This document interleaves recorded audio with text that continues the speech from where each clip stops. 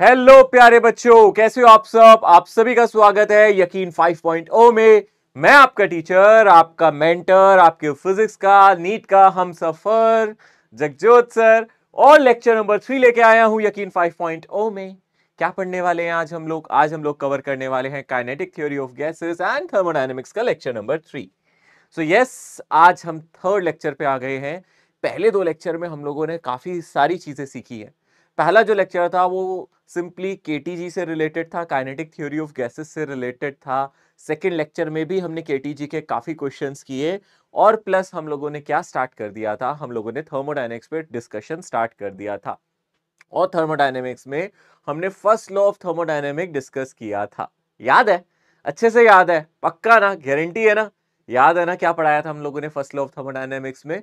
बहुत अच्छे से मैंने समझाया था, बहुत तसल्ली से समझाया था। उम्मीद है सबको समझ में आया हो। मैं एक बार फिर से रिकैप दे देता हूं कि फर्स्ट लॉ में हम लोगों ने क्या डिस्कस किया था।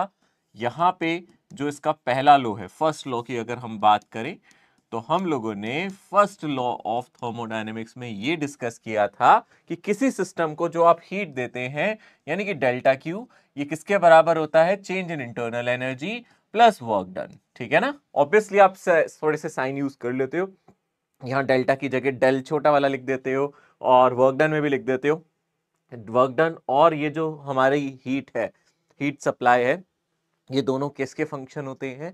ये दोनों पाथ फंक्शन होते हैं। इनको पता चल जाता है आप कौन सी प्रोसेस कर रहे हो, आप एडियाबैटिक कर रहे हो, आइसोथर्मल कर रहे हो, तो ये अपनी वैल्यू उसके अकॉर्डिंग बदल देते हैं। और वहीं जो चेंज इन इंटरनल एनर्जी है, यानी कि डेल्टा यू, ये सिर्फ स्टेट फंक्शन है। इसको कुछ फर्क नहीं पड़ता, इसको नहीं फर्क पड़ता आप कौन सी प्रोसेस कर रहे हो। इसको तो फाइनल टेम्परेचर, इनिशियल टेम्परेचर बता दो, ये अपनी वैल्यू बता देगा। ठीक है? सो आप चीज याद रखना, यहां पे अगर हम डेल्टा क्यू की बात कर रहे हैं, ये है हीट। ठीक है ना? Heat supplied. ठीक है, किसको सप्लाई? सिस्टम को। सिस्टम का मतलब है जो हम गैस कंसीडरेशन में ले रहे हैं।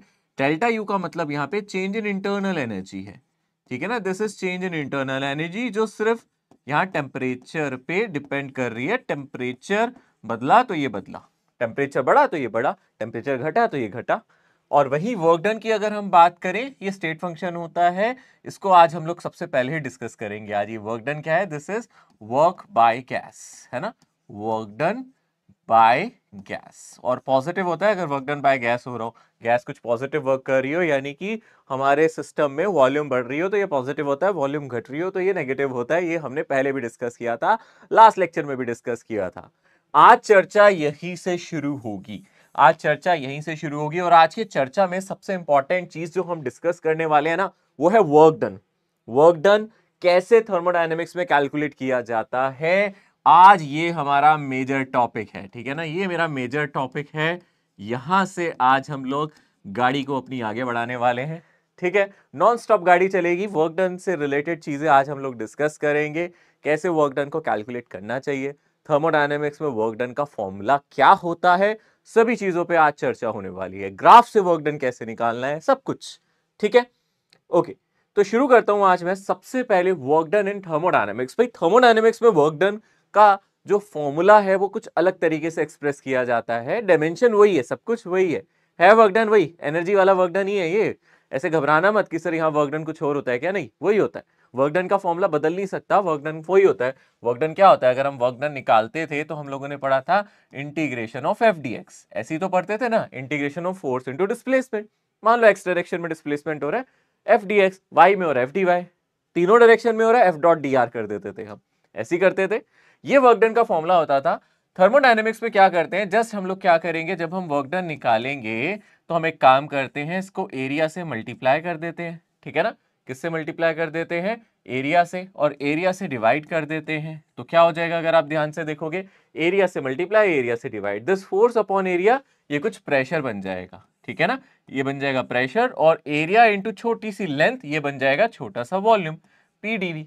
यानी कि थर्मोडायनेमिक्स में जब आप वर्क डन के फॉर्मूले पे चर्चा करोगे ना सॉरी, तो हम लोग कभी फोर्स डिस्प्लेसमेंट की बात नहीं करते। हम लोग ज्यादातर जो डिस्कशन करते हैं ना, वो प्रेशर और वॉल्यूम पे करते हैं। यानी कि यहाँ फोर्स डिस्प्लेसमेंट की जगह प्रेशर वॉल्यूम, इतना तो कर सकते हो ना, आराम से कर सकते हो ना। यानी कि यहां पे work done integration of PDV है। किसका इंटीग्रेशन है? पीडीवी है, इंटीग्रेशन ऑफ पीडीवी, है ना? तो यानी कि यहां पे अगर आप लिमिट डाल रहे हो इनिशियल वॉल्यूम फाइनल वॉल्यूम ऐसे भी डाल के दिखा सकते हो, इस तरीके से आप लिख सकते हो। तो एरिया अंडर, जो भी आपका एरिया है किसके अंडर, प्रेशर वॉल्यूम के अंडर, है ना, क्योंकि इंटीग्रेशन आपको एरिया ही देता है। याद है इंटीग्रेशन हमें क्या देता है, एरिया देता है, राइट, क्या देता है। यहां पे हम लोगों को इंटीग्रेशन से मिलेगा एक तरीके से area under pressure volume curve. क्या मिलेगा, area under pressure volume curve. ये जानते हैं हम लोग, ये हम लोगों ने सीखा हुआ है। जब भी इंटीग्रेशन करते हैं, इंटीग्रेशन का सॉल्व जो मतलब होता है, जो इसका मुद्दा होता है, जो भी ये करता है वो है इंटीग्रेशन क्या करता है, एरिया निकालता है।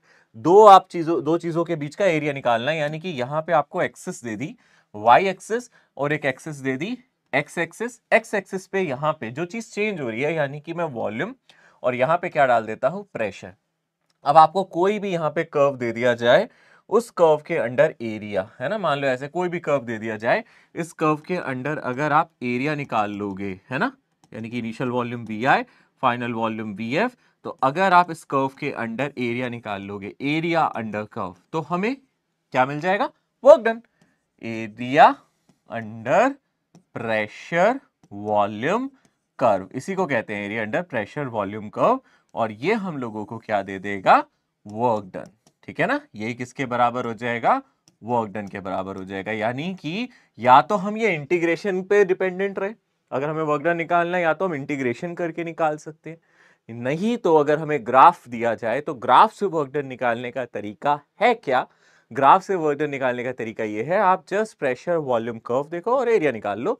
और अगर आप ध्यान से देखो, यहां पे हमने जो एक्स एक्सिस लिया वो वॉल्यूम को लिया है, यानी कि कर्व और वॉल्यूम एक्सिस के बीच का एरिया, कर्व और वॉल्यूम एक्सिस के बीच का एरिया ही हमें निकालना है।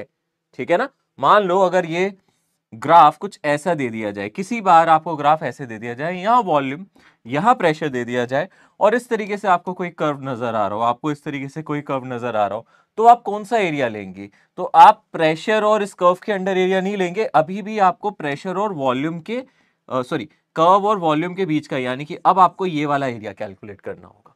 ठीक है ना, हमें हमेशा वॉल्यूम के साथ इस कर्व का एरिया निकालना है, प्रेशर के साथ नहीं। याद रखना, ऐसा क्यों कह रहा हूं, क्योंकि यहां डीवी है, चेंज इन वॉल्यूम है। ठीक है ना, हमें इस चीज को ध्यान से देखना है, एरिया हमेशा प्रेशर वॉल्यूम कर्व का ही चाहिए, मतलब जो कर्व है और जो हमारी वॉल्यूम एक्सिस है उसके बीच का एरिया हम लोगों को निकालना है। समझ में आ गया, यानी कि यहां पे वर्क डन अपना अलग तरीके से, थोड़ा सा अलग तरीके से निकल रहा है। भैया मैकेनिक्स नहीं है जिसमें हम फोर्स डिस्प्लेसमेंट की बात करें, यहाँ पे हम स्टेट्स की टर्म्स में बात करते हैं। यहाँ की भाषा अलग है, हर जगह की अलग भाषा अलग बोली होती है ना, तो यहाँ अलग भाषा चलती है, मतलब वही होता है, भाषा अलग है। यहाँ प्रेशर और वॉल्यूम की टर्म्स में निकालेंगे। और आप जानते भी हैं, मैंने आपको पहले भी बताया था, प्रेशर और वॉल्यूम ये ऐसी फिजिकल क्वांटिटीज हैं जिनको मल्टीप्लाई करके किसकी यूनिट आती है, देखूं जरा मैं, आपको याद है या नहीं, किसकी यूनिट आती है बताओ जरा, किसकी यूनिट आती है प्रेशर और वॉल्यूम को मल्टीप्लाई करके, एनर्जी की। और वर्क डन भी तो एनर्जी है, वर्क डन एनर्जी से ही तो रिलेटेड होता है, तभी तो हम वर्क एनर्जी थ्योरम वगैरह भी पढ़ा करते थे। ठीक है, याद आ गया ना, हाँ वेरी गुड। चलो देखते हैं सर किस तरीके से और कर सकते हैं इसमें। अब कुछ ग्राफ, कुछ एग्जांपल्स लेके समझाएंगे हम आपको, ताकि आपको और अच्छे से समझ में आए। ठीक है, जैसे कि मान लो भैया यहाँ पे मैंने दो एक्सिस कंसीडर कर ली है, यहाँ पे ये प्रेशर एक्सिस है, यहाँ पे ये वॉल्यूम एक्सिस है। ठीक है ना, एक प्रेशर एक्सिस है, एक वॉल्यूम एक्सिस है। ठीक है, अब अगर आप ध्यान से देखोगे, मान लो आपको ऐसा कर्व मिल जाए, सपोज आपको ऐसा कर्व मिल जाए, ये आपको कर्व मिल रहा है।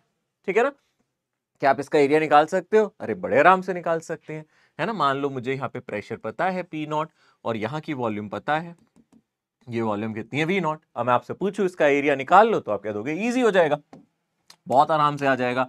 यहाँ से सर वर्क डन बहुत आराम से कैलकुलेट कर लेंगे, ये एरिया निकाल लेंगे। तो यहाँ पे किसका एरिया चाहिए, रेक्टेंगल का एरिया चाहिए, इतना आसान सर, प्रेशर इंटू वॉल्यूम, यानी कि यहाँ रेक्टेंगल का एरिया आ जाएगा पी नॉट वी नॉट। ये तो बहुत आसान है ना, ये पहला एग्जाम्पल हो गया, बहुत आसान है। यहाँ पे जस्ट प्रेशर और वॉल्यूम को मल्टीप्लाई करोगे, एरिया इसके अंडर निकालोगे, तो आपको आंसर मिल जाएगा। इससे आसान क्या हो सकता है भाई, इससे आसान क्या हो सकता है, तो बहुत आसानी से आ जाएगा। ठीक है ना, ये बहुत अच्छे से समझ में आ रहा होगा आप लोगों को, क्लियर हो रहा होगा।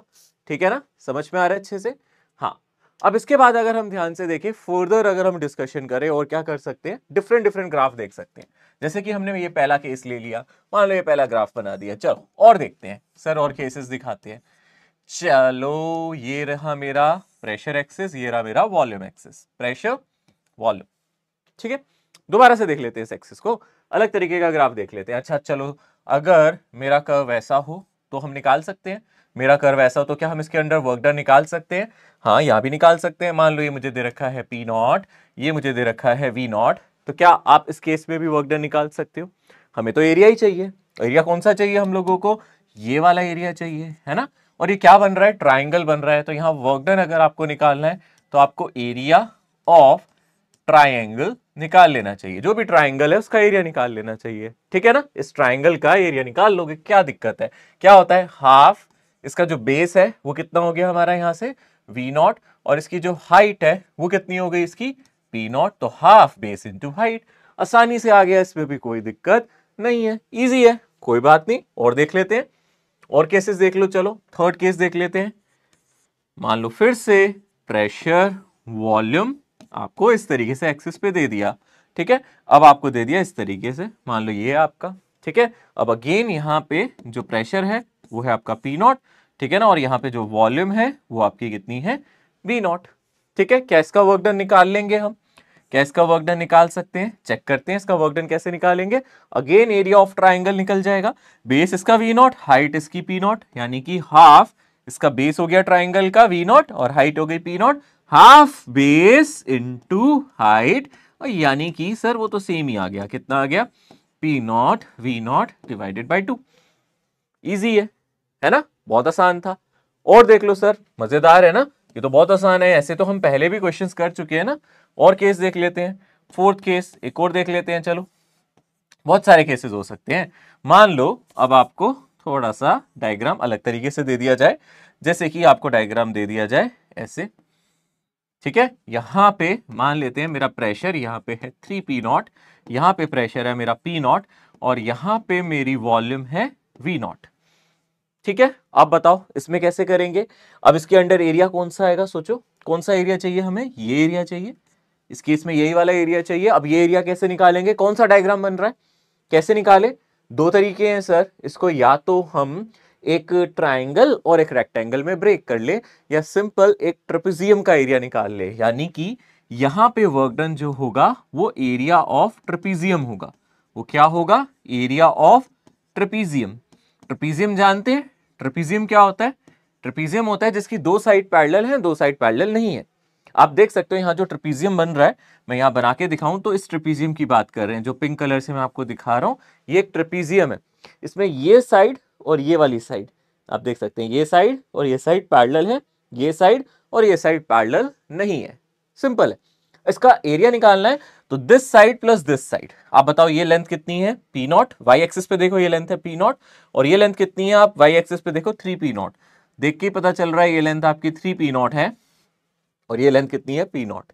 तो एरिया ऑफ ट्रेपेजियम क्या होता है, half sum of parallel side, half sum of parallel side into distance between them, half sum of parallel side into multiply by distance between them.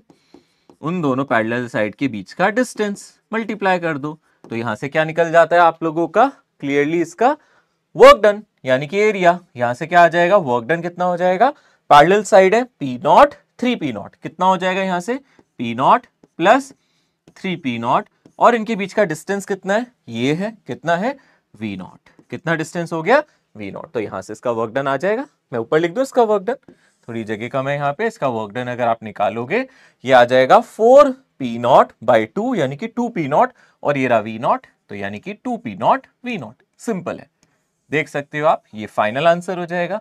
यानी कि हाँ, ट्रेपेजियम के लिए हम लोग तैयार रहेंगे। अगर ट्रेपेजियम जैसा हमारा डायग्राम बने, हम उसका भी एरिया आराम से निकाल सकते हैं, ठीक है ना। क्लियरली आप देख सकते हो, मैंने यहाँ 4 ग्राफ बनाए, बहुत सारे ग्राफ बना सकता हूँ। अलग अलग केसेस में हम वर्क डन को निकाल भी सकते हैं। पर अभी एक चीज मिसिंग है, वो ये है कि सर ये वर्क डन पॉजिटिव है, नेगेटिव है, क्योंकि हमने तो साइन कन्वेंशन भी सीखी थी। हमने देखा था कभी वर्क डन पॉजिटिव भी हो सकता है, कभी हमारा वर्क डन नेगेटिव भी हो सकता है। अभी तो फिलहाल हमने सिर्फ वर्क डन ही कैलकुलेट करना सीखा है। क्या अभी हमने ये देखा इनमें कौन सा वर्क डन पॉजिटिव है, इनमें कौन सा वर्क डन नेगेटिव है? नहीं, ठीक है ना, इसमें हमने ये नहीं देखा कौन सा वर्क डन पॉजिटिव है कौन सा नेगेटिव है। एक चीज याद रखना, ग्राफ कभी भी नीचे वाली एक्सिस पे नहीं आएगा, प्रेशर नेगेटिव नहीं होता, प्रेशर 0 से तो ऊपर ही रहेगा ना, ठीक है ना। तो यहाँ पे ऐसे मत सोचना कि सर अगर ग्राफ नीचे बनेगा तो वर्क डन नेगेटिव आएगा, नहीं, आपको इन्हीं ग्राफ में से सोचना है कौन सा पॉजिटिव है नेगेटिव है। उसके लिए सबसे जरूरी है हमें ये याद रखना कब वर्क डन पॉजिटिव होता था कब नेगेटिव होता था, आप बताओ, सोचो सोचो। जब मैंने आपको बताया था positive work done negative work done कब होता था, जब वॉल्यूम बढ़ता है तो वर्क डन पॉजिटिव होता है, जब वॉल्यूम घटता है तो वर्क डन नेगेटिव होता है। वॉल्यूम बढ़ा वर्क डन पॉजिटिव, वॉल्यूम घटा वर्क डन नेगेटिव। एक्सपेंशन में वर्क डन पॉजिटिव है क्योंकि गैस एक्सपेंशन में पार्टिसिपेट कर रही है ना। अगर एक्सपेंशन हो रहा है, पिस्टन ऊपर जाता था, तो इसका मतलब है गैस पिस्टन को धक्का मारती थी, तो वर्क डन बाय सिस्टम होता था। एक्सपेंशन हो रहा है, वर्क डन बाय सिस्टम हो रहा है, तो वर्क डन पॉजिटिव है। कंप्रेशन हो रहा है, वॉल्यूम घट रहा है, पिस्टन नीचे आ रहा है, सिस्टम पर वर्क हो रहा है, सराउंडिंग वर्क कर रही है, उस केस में हम लोग कह सकते हैं मेरा वर्क डन नेगेटिव होता है। बात क्लियर है? एकदम मुद्दे की बात है, एकदम पते की बात है ना।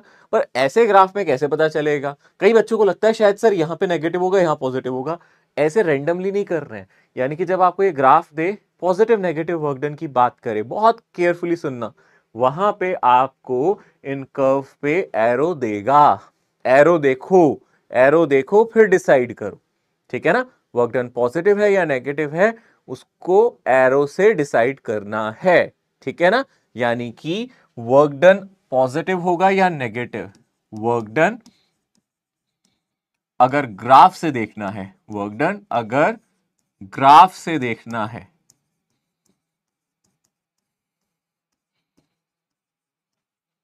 तो एरो चेक करो, तो एरो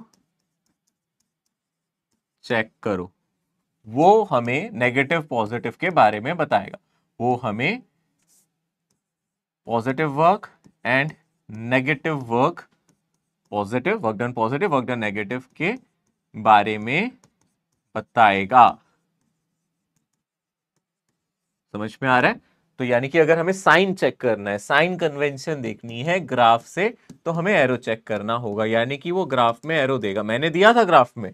नहीं, मैंने नहीं बनाया था ग्राफ में एरो, पर वो देगा। यानी कि जब वो ऐसा कर्व बनाएगा ना तो आपको एक एरो देगा। जैसे कि मान लो पहले केस में उसने ऐसे एरो दिया, तो ऐसे एरो दे रहा है, इसका मतलब क्या है? इस तरीके के एरो का क्या मतलब है? अगर उसने ऐसा एरो दिया है, इसका क्या मतलब है? इसका मतलब है आप इधर जा रहे हो, यानी कि इस साइड वॉल्यूम बढ़ रहा है, यानी कि इसका मतलब ही है एक्सपेंशन। इसका मतलब क्या हो गया? ऐसे एरो का मतलब क्या हो गया? ये हमें क्या बता रहा है? एक्सपेंशन बता रहा है, ठीक है ना। अगर ये एरो मैं उल्टा बना दूं तो कॉम्प्रेशन हो जाएगा, है ना। अगर ये एरो उल्टा बना दूं तो कॉम्प्रेशन हो जाएगा। तो एक्सपेंशन में वॉल्यूम बढ़ रहा है तो आपका वर्क डन कैसा होगा? पॉजिटिव होगा। यानी कि यहां पे वर्क डन कैसा होगा? पॉजिटिव। यहां सिस्टम वर्क कर रहा है, ठीक है ना। मान लो यहां पे भी अगर मैं एरो ऐसे बना दूं, सोचो यहां पे अगर मैं एरो ऐसे बना दूं तो यहां पे भी अगर आप ध्यान से देखोगे, ये मत सोचना वॉल्यूम घट रहा है वॉल्यूम बढ़ रहा है, यहां प्रेशर घट रहा है। प्रेशर को नहीं देखना, वॉल्यूम को देखना है, सिर्फ सिर्फ वॉल्यूम को देखना है। वॉल्यूम बढ़ रहा है तो वर्क डन पॉजिटिव है, प्रेशर घटे बढ़े कांस्टेंट रहे फर्क नहीं पड़ता, वॉल्यूम को देखना है, सिर्फ वॉल्यूम को देखना है। वर्क डन पॉजिटिव है या नेगेटिव देखने के लिए सिर्फ वॉल्यूम को ही देखना है। आप सोचो इनिशियल वॉल्यूम कितनी है? 0, फाइनली बढ़ रही है। इस एरो का मतलब है वॉल्यूम बढ़ रहा है, यानी कि यहां पे भी वॉल्यूम इंक्रीज कर रहा है, एक्सपेंशन है, वॉल्यूम इंक्रीज कर रहा है। भाई मुझे पता है आधे बच्चे अभी भी कंफ्यूज होंगे, सर कैसे बता बढ़ रहा है। थोड़ा सा दिमाग लगाओ, थोड़ा सा लॉजिक लगाओ, आंखें खुली रखो, दिखेगा। अरे बेटे ये एरो ऐसे नजर आ रहा है, यहाँ पे इनिशियल वॉल्यूम होगा, इनिशियल वॉल्यूम 0 है। देखो यहाँ पे वॉल्यूम वाली एक्सिस कौन सी है? ये वाली इनिशियल वॉल्यूम। देखो इनिशियल पॉइंट ये है, फाइनल पॉइंट ये है। इनिशियल वॉल्यूम 0 है, फाइनली वॉल्यूम बढ़ रहा है, तभी तो ऐसे जा रहे हो। प्रेशर घट रहा है, प्रेशर के घटने से मत कर देना वर्क डन को नेगेटिव, वॉल्यूम के घटने से वर्क डन नेगेटिव होता है। पर यहाँ वॉल्यूम बढ़ रहा है, एक्सपेंशन हो रहा है, वॉल्यूम इंक्रीज, यानी कि एक्सपेंशन हो रहा है, वॉल्यूम बढ़ रहा है। ओ अच्छा, यानी कि अगर जब भी मेरा ये एरो राइट साइड हो, है ना, चाहे वो ऐसे हो, चाहे ऐसे जाए, चाहे सीधा जाए, क्या फर्क पड़ता है? ऐसे जाए ग्राफ या ऐसे जाए, क्या फर्क पड़ता है? वॉल्यूम बढ़ना चाहिए, वॉल्यूम बढ़ा, एक्सपेंशन हुआ, यानी कि यहां पे भी मेरा वर्क डन कैसा होगा? पॉजिटिव होगा, यहां पे भी पॉजिटिव वर्क डन होगा। इस वाले में आते हैं, मान लो मैंने एरो ऐसे दे दिया, मान लो मैंने एरो ऐसे दे दिया। अब आप सोचो इनिशियल स्टेट ये होगी यानी कि पहले आप यहां होगे, और फाइनल स्टेट ये होगी यानी कि फाइनली यहां होगे। तो पहले वॉल्यूम ज्यादा है, बाद में वॉल्यूम घट रहा है। जब आप किसकी तरफ जा रहे हो, प्रेशर वाली एक्सिस की तरफ जा रहे हो, यानी कि जब ग्राफ प्रेशर एक्सिस से दूर जा रहा था तो एक्सपेंशन था, यहां भी ग्राफ प्रेशर एक्सिस से दूर जा रहा है। देखो ना, ये प्रेशर एक्सिस से दूर जा रहा है, प्रेशर वाली एक्सिस से दूर जा रहा है। जब भी ग्राफ प्रेशर वाली एक्सिस से दूर जाता है, जब भी एरो मेरा प्रेशर वाली एक्सिस से दूर जाता है तो वर्क डन पॉजिटिव होता है। और जब भी कर्व आपका प्रेशर एक्सिस की तरफ लेके आए आपको, जब भी आपको ये एरो प्रेशर एक्सिस की तरफ, देखो ये एक्सिस की तरफ लेके आ रहा है, यानी कि यहाँ वॉल्यूम घट रहा है। पहले वॉल्यूम V नोट था, बाद में वॉल्यूम 0 हो गया। अरे ये तो 100% कॉम्प्रेशन है बाबा, ये तो 100% कॉम्प्रेशन है। यहां पे वॉल्यूम डिक्रीज कर रहा है, यहां पे वॉल्यूम क्या कर रहा है, डिक्रीज कर रहा है। यानी कि यहां पे जो वर्क डन होगा कैसा होगा, कैसा वर्क डन होगा, नेगेटिव। यानी कि जो भी आपका आंसर आया है, फाइनली मैं इसके आगे नेगेटिव लगा देता हूं, ये नेगेटिव वर्क डन होगा, minus P naught V naught by 2। Minus कहां से आया, नेगेटिव वर्क डन है, क्योंकि कंप्रेशन हो रहा है। क्या हो रहा है, कंप्रेशन। या तो आप ये कह सकते हो यहां work done by gas minus P naught V naught by 2 है। क्या बोलोगे आप, work done by gas minus P naught V naught by 2 है। और वर्क डन ऑन गैस, फिर आप पॉजिटिव बोलोगे। अगर मैं बोलूं वर्क डन ऑन गैस तो आपने ऑलरेडी बता दिया ऑन गैस, तो P naught V naught by 2, by gas minus P naught V naught by 2। But अगर पूछे ऑन गैस कितना हो रहा है, हाँ तो फिर इतना ही हो रहा है, P naught V naught by 2। ठीक है, यहां पे आ जाओ, मान लो ऐसे है, क्या ये एरो एक्सिस प्रेशर एक्सिस की तरफ है या उससे अवे है, सोचो। क्या ये कर्व, ये एरो टुवर्ड्स प्रेशर एक्सिस है या उससे दूर जा रहा है, अरे नहीं, प्रेशर एक्सिस की तरफ ला रहा है। यानी कि ये कर्व, यानी कि ये एरो टुवर्ड्स प्रेशर एक्सिस है, तो यहां पे भी जो मेरा वर्क डन होगा वो नेगेटिव होगा। तो जो भी आपका आंसर आ रहा है उससे पहले मैंने नेगेटिव साइन लगा दिया, तो यहां पे भी नेगेटिव वर्क, यहां पे भी नेगेटिव वर्क। तो पहले दो केसेस में पॉजिटिव वर्क था, तीसरे वाले और चौथे वाले केस में नेगेटिव वर्क होगा। ठीक है ना, समझ में आ गया होगा, उम्मीद कर रहा हूं ये अच्छे से समझ में आ गया होगा, कोई दिक्कत कोई परेशानी नहीं होगी। ठीक है ना, और देख लो, चलो एक एग्जांपल और देख लो। मान लो ऐसे है, ये मैंने फिर से दिखा दिया, यहाँ पे ये मेरा प्रेशर एक्सिस है, ये मेरा वॉल्यूम एक्सिस है। मान लो आपको कर्व ऐसे दिया हुआ है, सपोज आपको कर्व ऐसे दिया है और आपको ये पॉइंट्स दिए हैं यहाँ पे 4p0, ठीक है ना। ये वाला पॉइंट आपको दिया है, मान लो यहाँ तक जा रहे हो, ठीक है ना। ये वाला पॉइंट दे रखा है मान लो 2p0, और अगेन ये वाला पॉइंट आपको दिया है, मान लेते हैं v0, और ये वाला पॉइंट दिया है, मान लेते हैं 5v0, इस तरीके से। ठीक है ना, और आपका कर्व ये है। अब कर्व ऐसे है तो इस पे आपको एरो भी देगा, है ना। ये आपका कर्व है तो इस पे आपको एरो भी देगा। मान लो एरो उसने दे दिया, कैसे दे दिया, इस तरीके से। तो पहले डिसाइड करो यहाँ पे वर्क डन नेगेटिव है या पॉजिटिव है, सोच के। क्या ये एरो आपको प्रेशर एक्सिस से दूर ले जा रहा है या प्रेशर एक्सिस की तरफ ले जा रहा है, ये एरो हमें प्रेशर एक्सिस की तरफ ले जा रहा है। यानी कि सर यहां पे वर्क डन होगा नेगेटिव, क्योंकि प्रेशर 5v0 से v0 की तरफ जा रहा है, घट रहा है। यहां पे वर्क डन कैसा होगा, नेगेटिव होगा। यहां पे वर्क कैसा होगा, नेगेटिव। कितना नेगेटिव होगा, क्या आप कैलकुलेट कर सकते हो। कौन सा एरिया चाहिए, ये वाला एरिया चाहिए। कैसे निकाले, ट्रेपीजियम का एरिया निकाले। ट्रेपीजियम कौन सा बन रहा है भला, ट्रेपीजियम नजर आता है आपको, ये ट्रेपीजियम बन रहा है, आप देख सकते हो, येलो कलर से मैंने दिखाया, ये वाला ट्रेपीजियम बन रहा है। ये वाला एरिया हमें निकालना है।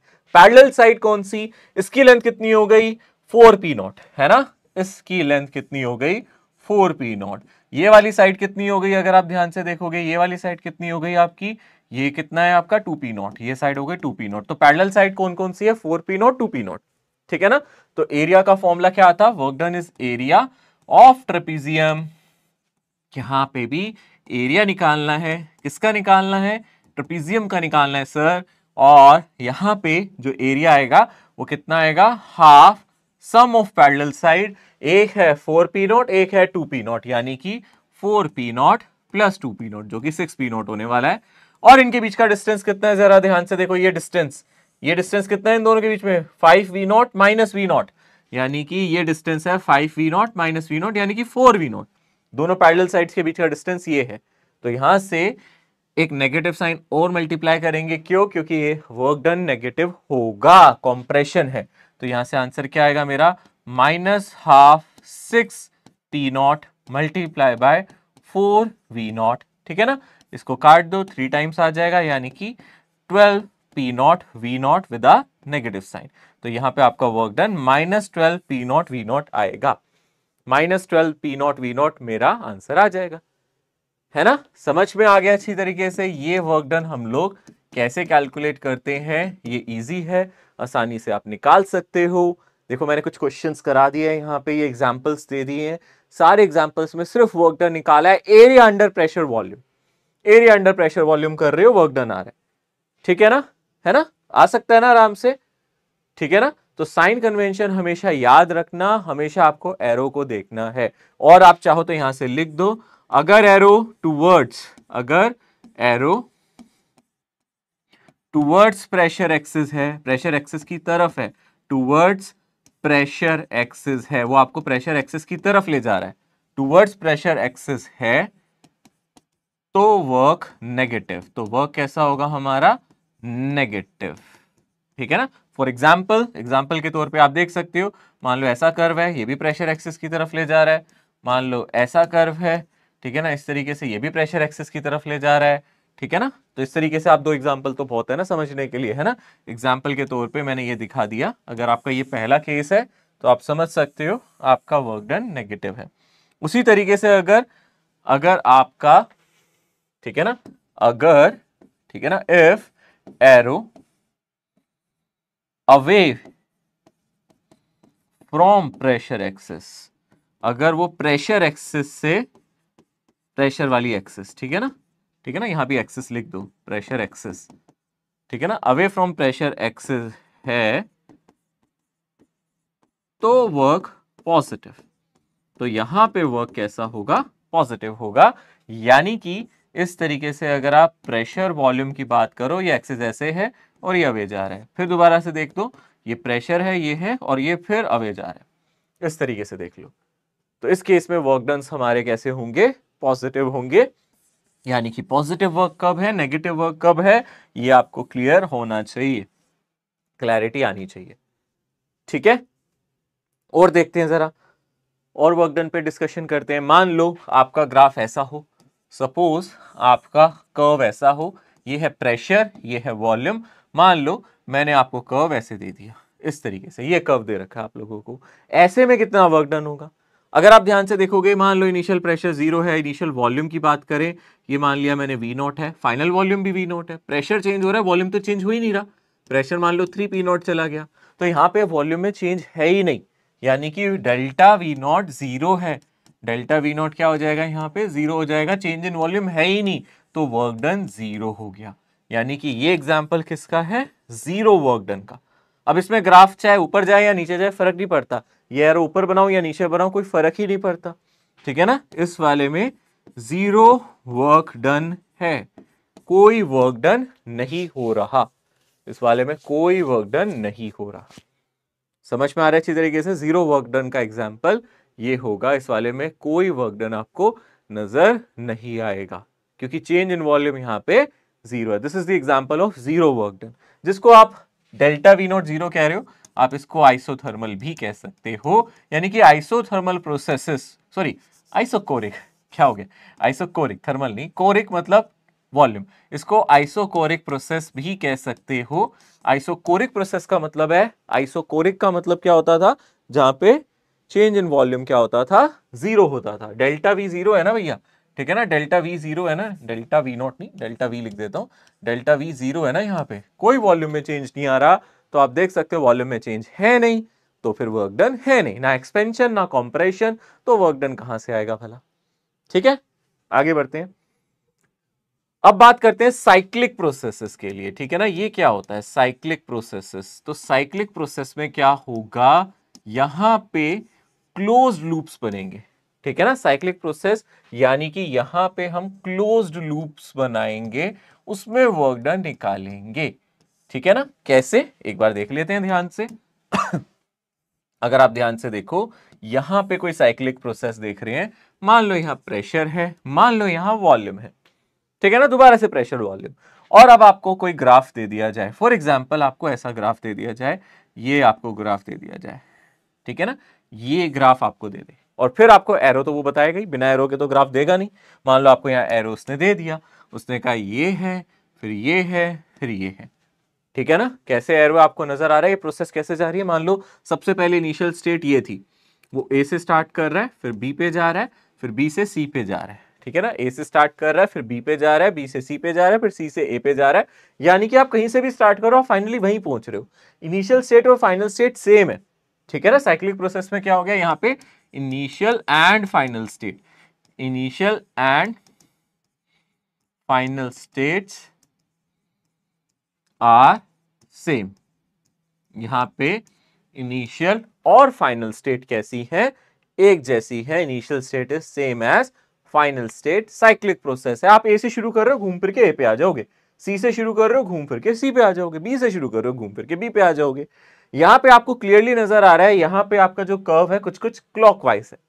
तो आप याद रखना, जब भी आप क्लॉकवाइज की बात करोगे, आप इसको 3 पार्ट्स में तोड़ सकते हो। पहले आप इसका वर्क डन निकाल लो ए से बी, फिर बी से सी निकाल लो, फिर सी से ए निकाल लो, ठीक है ना। 2 मेथड है। पहले आप ऐसे भी कर सकते हो, अगर आपको वर्क डन निकालना है तो पहले आप ए से बी निकाल लो, फिर बी से सी निकाल लो, और फिर सी से ए निकाल लो। आप ऐसे कर सकते हो, बट इससे इंपॉर्टेंट और इससे सिंपल तरीका यह है कि आप इतना कुछ ना करके सिर्फ जो भी यहां क्लोज ऑब्जेक्ट आपको नजर आ रहा है उसका वर्क डन निकाल लो, यानी कि उसका एरिया निकाल लो। यानी कि यहां पे हमें वॉल्यूम एक्सिस से एरिया नहीं निकालना। पहली बार मैं कह रहा हूं, पहले हम क्या करते थे, हम जो भी एरिया निकालते थे वो वॉल्यूम एक्सिस से निकालते थे, याद होगा, वॉल्यूम एक्सिस से निकालते थे, क्योंकि ये ओपन था, ये कर्व ओपन था, क्लोज नहीं था।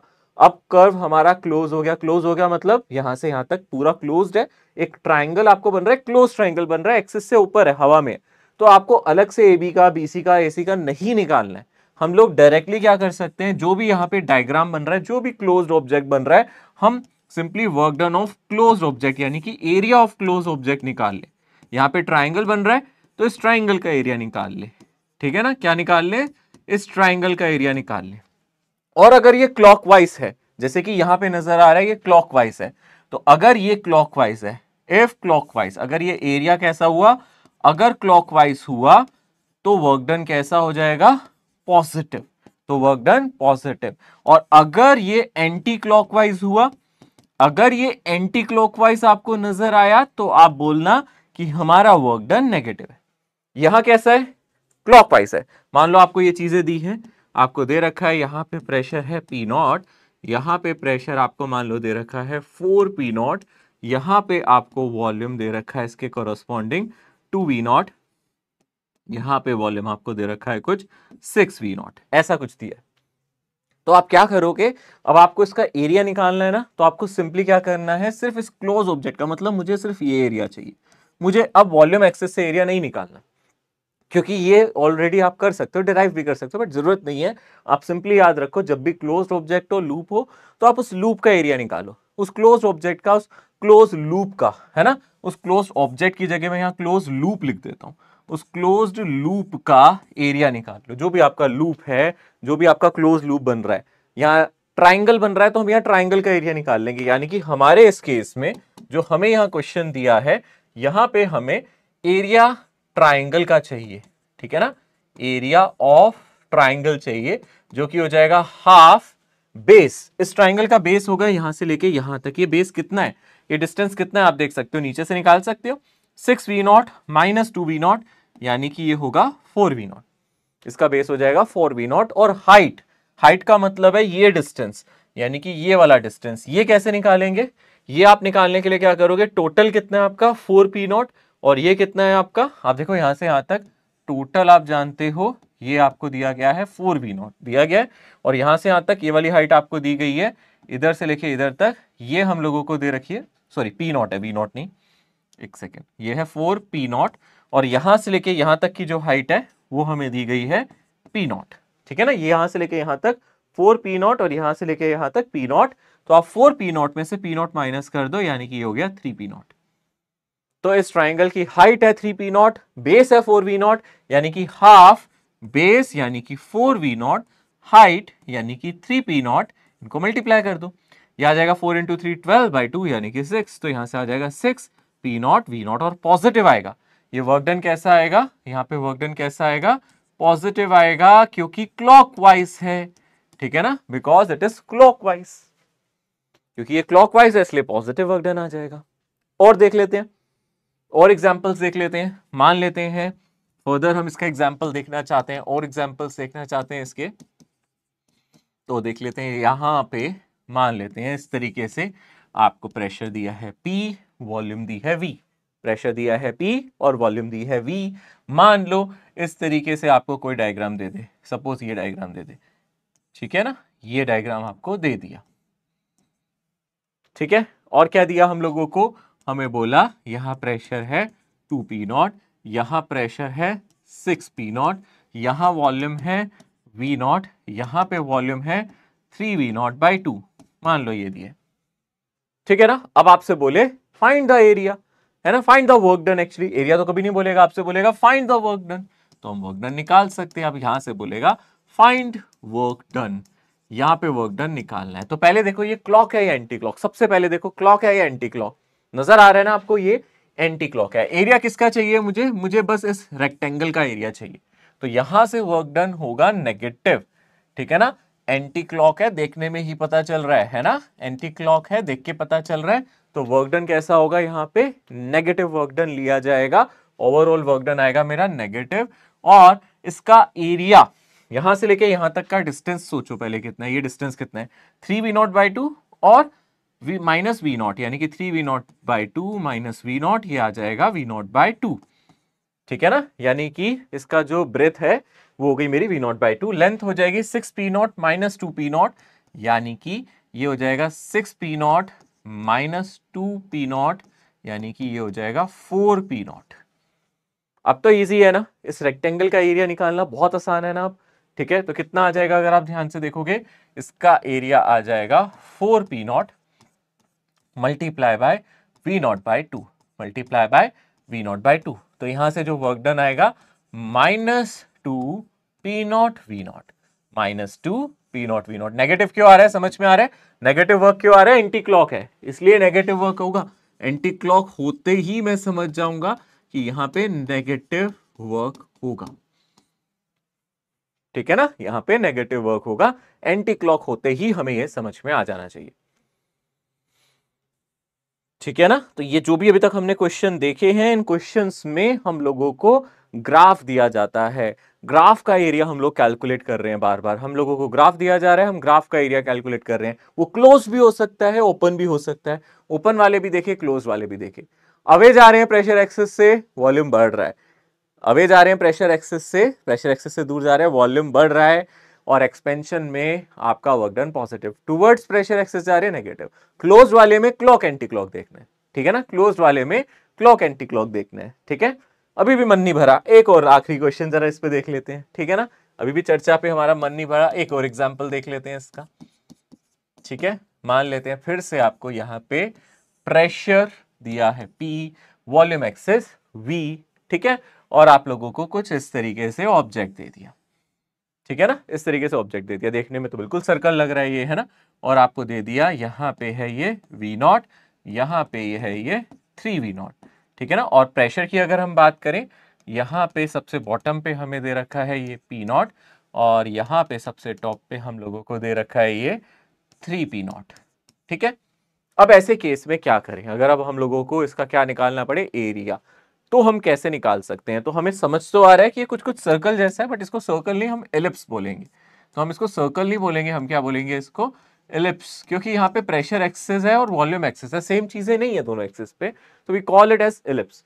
तो यहाँ पे अगर हम ध्यान से देखें, इसका एरिया निकालने का तरीका क्या है, आप लोगों को क्या चाहिए, यहां से मान लो इसका कहीं ना कहीं सेंटर पॉइंट ये है, ठीक है ना, तो इसको एरिया निकालने का तरीका सिंपली ये है, यहां से लेके यहां तक जो डिस्टेंस है और यहां से लेके यहां तक डिस्टेंस, इस डिस्टेंस को मैं मान लेता हूं A, इस डिस्टेंस को मान लेता हूं B, ठीक है ना, यहां से यहां तक जो डिस्टेंस है B है, यहां से यहां तक जो डिस्टेंस है वो A है, ठीक है ना। ये डिस्टेंस हाफ है, टोटल डिस्टेंस के हाफ है, ये डिस्टेंस अगर 2B है तो ये B है, ये डिस्टेंस 2A है तो ये A है, तो ये हाफ है, ठीक है ना, ये सेंटर पॉइंट लिया, ये हाफ है, ठीक है। तो ऐसे केस में एलिप्स का जो एरिया होता है, यहाँ पे जो एरिया आएगा वो आएगा पाई ए इंटू बी।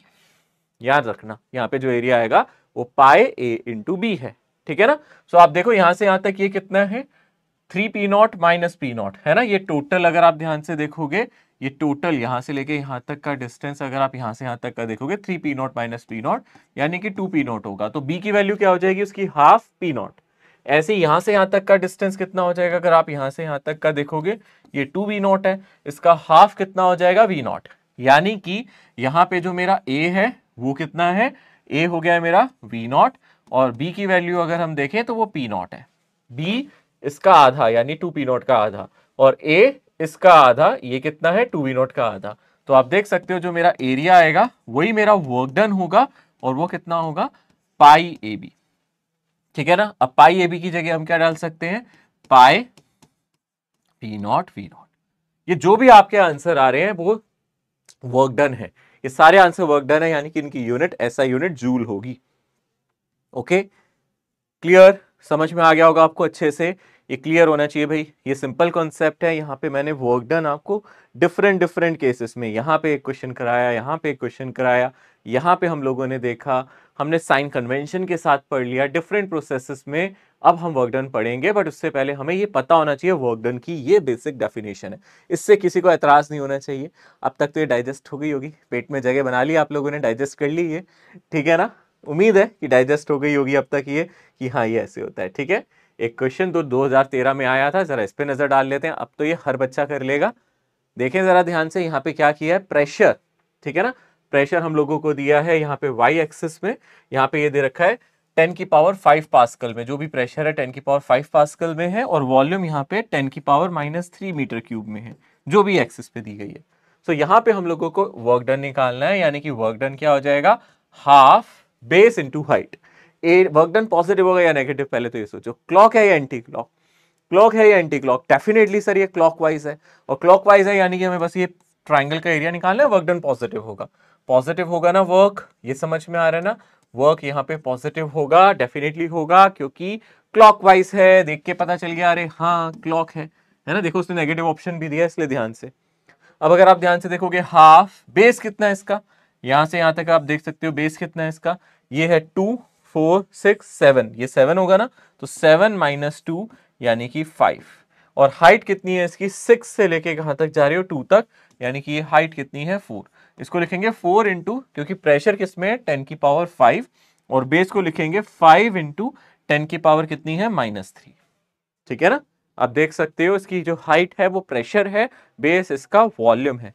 तो अब आप यहां से मल्टीप्लाई कर दो, यानी कि 4 इंटू 10 की पावर 5, और क्या मल्टीप्लाई करना है, 5 इंटू 10 की पावर -3, ठीक है।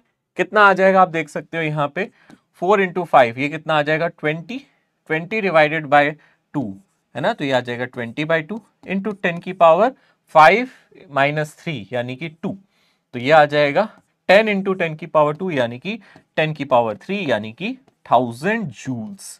और पॉजिटिव, पॉजिटिव भी है, 1000 जूल्स भी है और पॉजिटिव भी है, क्लॉकवाइज होने से पॉजिटिव है, और एरिया निकाला है वो हमारा 1000 जूल्स है। आसान, सिंपल, एकदम सरल, कोई दिक्कत नहीं, कोई परेशानी नहीं, मुझे नहीं लगता कोई प्रॉब्लम है इसमें, अगर आप ध्यान से करोगे, गलत नहीं करोगे, ठीक है। ओके, सो अब चर्चा करते हैं, अगर हम वर्क डन को अच्छे से सीख ही गए हैं तो डिफरेंट प्रोसेसेस में मजा आएगा, अलग अलग प्रोसेसेस में हम वर्क डन पे चर्चा करेंगे। और पहले इन प्रोसेसेस के बारे में सीख लेते हैं, जैसे कि isothermal process. Iso means same, thermal means temperature, यानी कि यहां पे आइसोथर्मल प्रोसेस में हम लोग जानते हैं, सबसे पहली बात, यहां पे डेल्टा टी 0 होता है, यानी कि टेम्परेचर मेरा कांस्टेंट है, यहां पे टेम्परेचर चेंज नहीं होता, टेम्परेचर नहीं बदलता। तो आइसोथर्मल प्रोसेस में टेम्परेचर चेंज नहीं होता। और सेकेंड चीज अगर हम ध्यान से देखेंगे, U यानी कि इंटरनल एनर्जी, ठीक है ना, U का मतलब क्या है यहाँ पे, इंटरनल एनर्जी, हमें पता है ये क्या होती है, depends on temperature, it depends on temperature, ये हमारे टेम्परेचर पर निर्भर करती है, डिपेंड्स ऑन टेम्परेचर, तो ये टेम्परेचर पे डिपेंड करेगी। तो अगर टेम्परेचर नहीं बदला तो ये भी नहीं बदलेगी, यानी कि डेल्टा यू यहां पे 0 हो जाएगा। चेंज इन इंटरनल एनर्जी हमारी आइसोथर्मल प्रोसेस में क्या हो जाएगी, जीरो हो जाएगी। कोई भी आइसोथर्मल प्रोसेस है, चेंज इन इंटरनल एनर्जी हो जाएगी जीरो। तीसरा इंपॉर्टेंट पॉइंट, आइसोथर्मल प्रोसेसेस हम बना कैसे सकते हैं, किसी प्रोसेस को आइसोथर्मल प्रोसेस कैसे बना सकते हैं। अगर हम कोई कंटेनर ले रहे हैं, है ना, यानी कि हम अपना सिस्टम ले रहे हैं, कोई कंटेनर ले रहे हैं जिसके अंदर हम अपनी गैसेस को रख रहे हैं, कोई कंटेनर है जिसमें हमने गैसेस लिए हैं, इसका टेम्परेचर चेंज नहीं होना चाहिए, चाहे जो मर्जी हो जाए, जो मर्जी हो जाए, इसका टेम्परेचर चेंज नहीं होना चाहिए। चाहे आप इससे हीट लो या इसको हीट दो, इसका टेम्परेचर नहीं बदलेगा। आप इसको हीट दे रहे हो तो भी ना बदले। ये सिर्फ तभी हो सकता है अगर इसकी वॉल्स, है ना, यानी कि वॉल्स ऑफ कंटेनर, जिस कंटेनर में प्रोसेस हो रही है, ठीक है ना, जो उसकी वॉल्स होनी चाहिए, दे आर परफेक्टली कंडक्टिंग। कैसी वॉल होनी चाहिए, परफेक्टली कंडक्टिंग, कंडक्ट करना चाहिए, ठीक है। इसी को डायाथर्मिक भी कहते हैं, यानी कि दोनों साइड से हीट को एक्सचेंज कर सके, इसके अंदर हीट जा सके, हीट बाहर आ सके, यानी कि परफेक्टली कंडक्टिंग होनी चाहिए। आपने जरा सी भी हीट दी, इसने रेडिएट कर दी बाहर, यानी कि अपनी इंटरनल एनर्जी नहीं बढ़ा रहा। हमने देखा था ना, मैंने आपको एक एग्जांपल दिया था ना, कि जैसे कि आपके पास कुछ पैसे हैं, 1000 रुपीज है, वो आपकी इंटरनल एनर्जी है। आपने अपने पेरेंट्स से 2000 रुपीज लिए और आपने सारे खर्च कर दिए, तो आपकी इंटरनल एनर्जी चेंज नहीं हुई, है ना, यानी कि आपने पैसे लिए और बाहर दे दिए, सीधा सीधा, यानी कि परफेक्टली कंडक्टिंग हो। आप लेते हो और सीधा एक हाथ से लिया, दूसरे हाथ से दे दिए, एक हाथ से कमाए, दूसरे हाथ से लुटा दिए, अपने इंटरनल एनर्जी को सेम रखा। यहां पे भी ऐसा होगा, यहां पे अगर कुछ एनर्जी दी जाएगी, फटाफट ये कंडक्ट कर लेगा, अगर ये एनर्जी रिलीज करेगा तो बाहर से ले लेगा, यानी कि यहाँ पे कोई भी टेम्परेचर का चेंज नहीं होगा। तो इसकी जो वॉल्स है वो परफेक्टली कंडक्शन होना चाहिए, परफेक्टली कंडक्टिंग वॉल होनी चाहिए। मैं ऐसे लिख देता हूं, जो इसकी वॉल है क्या होनी चाहिए, परफेक्टली कंडक्टिंग वॉल होनी चाहिए, ठीक है ना, परफेक्टली कंडक्टिंग वॉल होनी चाहिए। और क्या समझ सकते हैं हम, यहां पे जो मेरी प्रोसेस होती है, ठीक है ना, ये प्रोसेस बहुत स्लो, अल्ट्रा स्लो, जितनी स्लो हो सकती है, ठीक है ना, वेरी वेरी स्लो प्रोसेस, ठीक है ना, जितनी स्लो हो सके, वेरी वेरी स्लो प्रोसेस। तो ये जो प्रोसेस है ये बहुत ही ज्यादा स्लो होती है, तभी ऐसा हो सकता है। बहुत ही स्लो प्रोसेस होगी, यानी कि धीरे धीरे, क्योंकि अगर आपने रैपिड प्रोसेस कर दी तो टेम्परेचर बढ़ जाएगा। तो आप हीट दे रहे हो, बहुत स्लोली दे रहे हो, टेम्परेचर नहीं बदलेगा, यानी कि वेरी वेरी स्लो प्रोसेस होती है। आइसोथर्मल प्रोसेस को हम आइडियली, कोई प्रोसेस आइसोथर्मल हो नहीं सकती, अगर हम मान रहे हैं तो बहुत स्लो होनी चाहिए, ठीक है ना। और अगर हम बात करें और क्या डिस्कस कर सकते हैं, अगर आप स्पेसिफिक हीट की बात करो, स्पेसिफिक हीट, है ना, यहां पे स्पेसिफिक हीट कितनी होगी, ये हमने पहले भी एक बार डिस्कशन किया था।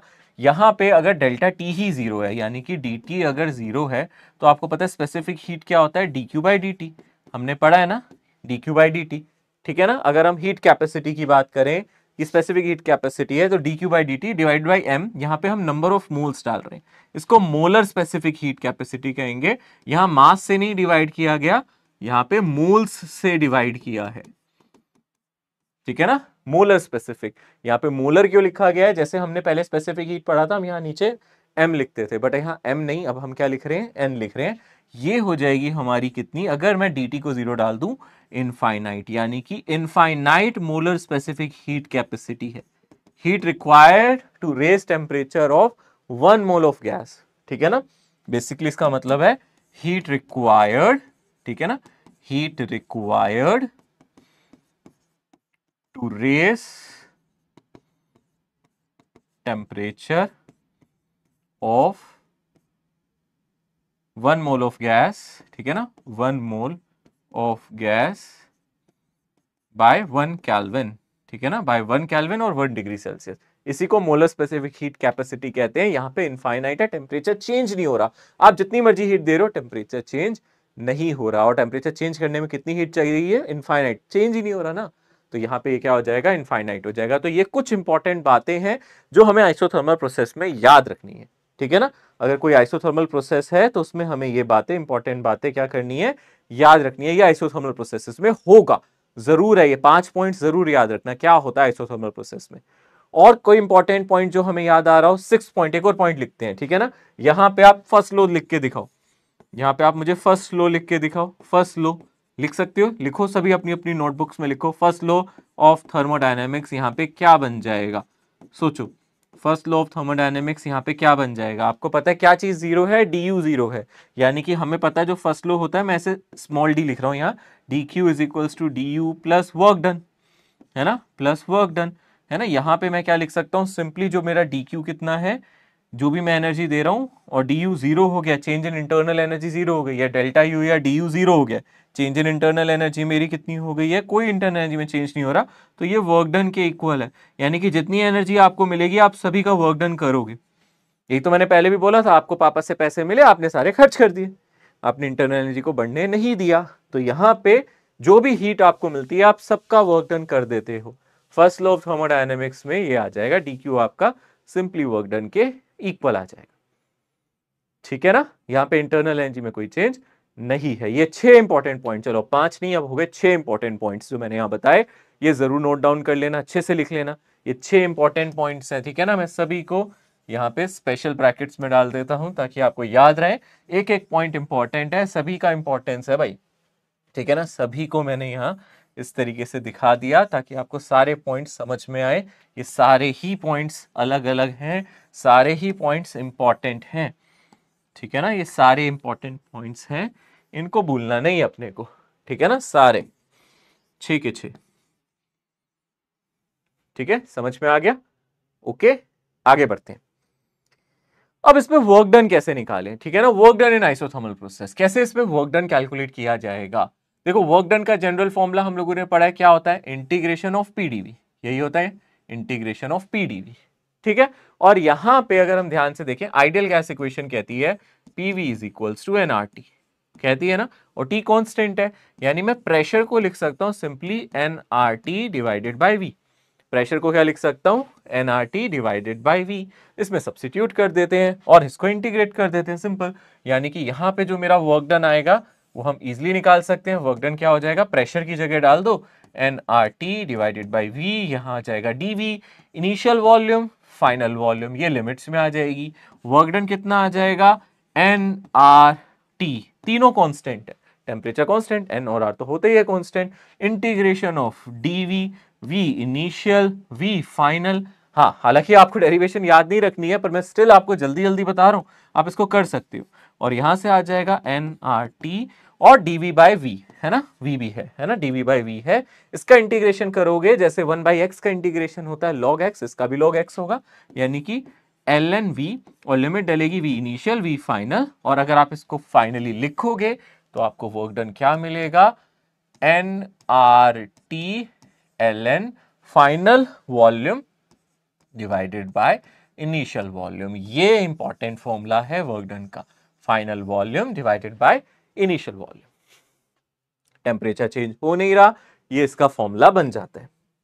इसको आप चाहो तो सिंपल लोगैरिथम में भी लिख सकते हो, आप डायरेक्टली याद रखना ये ln है, ln का मतलब क्या होता है, अगर हम ln की बात करें, ln का मतलब होता है log बेस e, ठीक है ना। आप बेस 10 में अगर लिखना चाहते हो तो आप इसका आंसर याद रख सकते हो 2.303 nRT log v final, final volume by initial volume, final volume by initial volume, आप इसको नॉर्मल लॉग में भी लिख सकते हो, खाली लॉग लिखा है यानी कि यहाँ बेस 10 है, खाली log लिखा है यहाँ यानी कि बेस 10 है, ln का मतलब होता है इसका बेस e है और log लिखा है तो बेस 10 है, ठीक है ना। आप इसको ऐसे भी एक्सप्रेस कर सकते हो, ये आप देख सकते हो, ये सिंपल सा फॉर्मूला है, आप इसको देख सकते हो, ये याद रख सकते हो।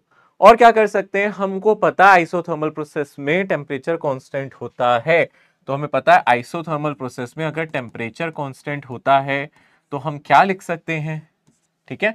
हम लोगों ने देखा था ना आइसोथर्मल प्रोसेस, कल हम लोगों ने हमने इससे पहले बॉयल्स लॉ, चार्ल्स लॉ सब पढ़ा था, तो हमने देखा था अगर आइसोथर्मल प्रोसेस है P inversely proportional to V होता है, यानी कि हम लिखते हैं P1 V1 is P2 V2, लिखते हैं ना, आइसोथर्मल प्रोसेस में ये लिख सकते हैं ना, आइसोथर्मल प्रोसेस में ये चीज हमेशा ही होती है ना, यानी कि मैं V1 बाई V2 या फिर मैं यहां से final volume by initial volume को लिख सकता हूं, क्या, initial pressure divided by final pressure. ये कैसे आया, क्योंकि हम लिख सकते हैं यहां से initial pressure initial volume, final pressure final volume. आप सॉल्व करो, यहां से क्या करना है हमें V इनिशियल यहां डालना है और P फाइनल यहां डालना है, यानी कि ये एक दूसरे के इनवर्सली है प्रोपोर्शनल, यानी कि वर्क डन का एक फॉर्मूला और बना सकते हो आप। वर्क डन के फॉर्मूले में ये भी लिख सकते हो nRT और यहां पे लिख सकते हो ln initial pressure divided by final, ठीक है ना, initial pressure divided by final, या फिर 2.303 nRT log final sorry initial pressure divided by final, यहां पे 10 है बेस, ठीक है। तो ये हमारा वर्क डन आ जाएगा आइसोथर्मल प्रोसेस में। हम इसको याद भी रख सकते हैं, आइसोथर्मल प्रोसेस का वर्क डन हम लोगों को डायरेक्टली याद होना चाहिए। ओके, सो आइसोथर्मल प्रोसेस का वर्क डन ये हो गया। इसके बाद अब डिस्कस करते हैं हम एडियाबैटिक प्रोसेस के बारे में कि एडियाबैटिक प्रोसेस में वर्क डन हम कैसे निकाल सकते हैं, ठीक है। एडियाबैटिक प्रोसेस का वर्क डन किस तरीके से निकाला जा सकता है, इस पे चर्चा करते हैं। एडियाबैटिक प्रोसेस का मतलब क्या होता है, जैसे अभी हमने आइसोथर्मल प्रोसेस के बारे में डिस्कशन किया, वैसे ही एडियाबैटिक प्रोसेस के बारे में चर्चा करो। एडियाबैटिक का क्या मतलब है? एडियाबैटिक का मतलब है यहां पे कोई हीट का एक्सचेंज नहीं होगा, ना मेरी गैस हीट लेगी, ना मेरी जो गैस है वो हीट को रिजेक्ट करेगी, यानी कि मेरे सिस्टम में कोई हीट का ट्रांसफर नहीं है। यानी कि आप अपने घर वालों से पैसे लेना बंद कर चुके हैं, ठीक है ना। अब आप अपने घर वालों से पैसे नहीं ले रहे हैं, ना आप उनसे पैसे ले रहे हैं, ना उन्हें दे रहे हैं, कुछ नहीं कर रहे, ना ले रहे हैं और दे भी नहीं रहे, ठीक है ना। अब वो स्टेज आ चुकी है, यानी कि डेल्टा क्यू हो चुका है यहां पे जीरो, कोई हीट का एक्सचेंज नहीं होगा। Delta Q zero, no heat exchange, ठीक है ना, no heat exchange between system and surrounding, ठीक है ना, कोई हीट का एक्सचेंज नहीं हो रहा between system and surrounding, system और सराउंडिंग में कोई भी हीट में एक्सचेंज नहीं हो रहा, लेन देन बंद हो गया भैया, ठीक है ना, ना लेना है ना देना, ना कोई लेना ना कोई देना, कुछ भी नहीं हो रहा है, ठीक है ना। यानी कि कोई हीट का एक्सचेंज नहीं हो रहा। ये कब हो सकता है? जब हमारा सिस्टम ऐसे रखा हो, मान लो मेरी कोई गैस है वो एक कंटेनर में पड़ी हो, ठीक है, कोई गैस है मेरी किसी कंटेनर में पड़ी है, यहाँ पे लाइक दिस, इस तरीके से किसी कंटेनर में पड़ी है, और यहाँ पे जो इसकी बाउंड्री है, यानी कि जो इसकी वॉल्स हैं, ठीक है ना, जो वॉल्स हैं कंटेनर की, कैसी बना दूं कि हीट का एक्सचेंज ना हो? कैसी वॉल बना दे? थर्मस जैसी, है ना, एकदम थर्मोस जैसी बना दे, इंसुलेटिंग बना दे, है ना, इंसुलेटिंग वॉल कर दे, यानी कि इंसुलेटिंग वॉल कर दे, इंसुलेशन प्रोवाइड कर दे। इंसुलेटिंग वॉल्स का मतलब क्या हो गया मेरा? यहाँ पे कोई हीट का एक्सचेंज नहीं होगा, ना ये हीट को अंदर आने देगी ना जाने देगी, ये हीट का एक्सचेंज होने ही नहीं देगी, इंसुलेटर की तरह काम कर रही है, ठीक है ना। तो इसकी जो वॉल्स है वो कैसी होंगी? मेरी इंसुलेटिंग वॉल्स होंगी, ठीक है ना, हीट को आने जाने का कोई रास्ता यहाँ पे नहीं मिलेगा। ये आइसोथर्मल से बिल्कुल अपोजिट है, ठीक है। वहां पे जैसे हम बोलते थे प्रोसेस बहुत ज्यादा स्लो है, यहां पे बोलते हैं प्रोसेस बहुत ज्यादा फास्ट है, ठीक है ना, वेरी फास्ट प्रोसेस, यानी कि यहां पे प्रोसेस हम लोग फास्ट लेके चलते हैं। काफी फास्ट प्रोसेस की अगर हम बात करें, वहां पे ऐसा हो सकता है कि आपको पता ही ना चले हीट का कुछ एक्सचेंज हो रहा है, ठीक है। और क्या डिस्कस कर सकते हैं? जैसे कि अभी हम लोगों ने आइसोथर्मल में देखा था, सारे पॉइंट्स जैसे आइसोथर्मल में डिस्कस किए थे, जैसे कि इसमें डेल्टा टी जीरो है, उसमें डेल्टा क्यू जीरो है, यहाँ पे हमारी वॉल कैसी है? इसकी परफेक्टली कंडक्टिंग है, ठीक है। इसके अलावा ये वेरी स्लो प्रोसेस थी, वो वेरी फास्ट प्रोसेस है। और अगर हम डिस्कशन करेंगे यहाँ पे मोलर स्पेसिफिक हीट पे, तो मोलर स्पेसिफिक हीट के बारे में हमें क्या कहना है? यहाँ पे मोलर स्पेसिफिक हीट के बारे में क्या कह सकते हो आप? अगर हम डिस्कस करें on delta Q, delta Q क्या होगा? ऑब्वियसली डेल्टा क्यू है जीरो, तो मोलर स्पेसिफिक हीट कैपेसिटी यानी कि 1 by number of moles delta Q by delta T कितना होगा? खुद सोचो, जीरो ही तो हो जाएगा ना। यानी कि मोलर स्पेसिफिक हीट कैपेसिटी यहाँ पे जीरो है क्योंकि डेल्टा क्यू जीरो है। मोलर स्पेसिफिक हीट कैपेसिटी यहाँ पे जीरो क्यों है? क्योंकि डेल्टा क्यू जीरो है, तो इसकी molar specific heat capacity zero है। आइसोथर्मल में इनफाइनाइट होती थी मोलर स्पेसिफिक हीट कैपेसिटी। आया समझ में?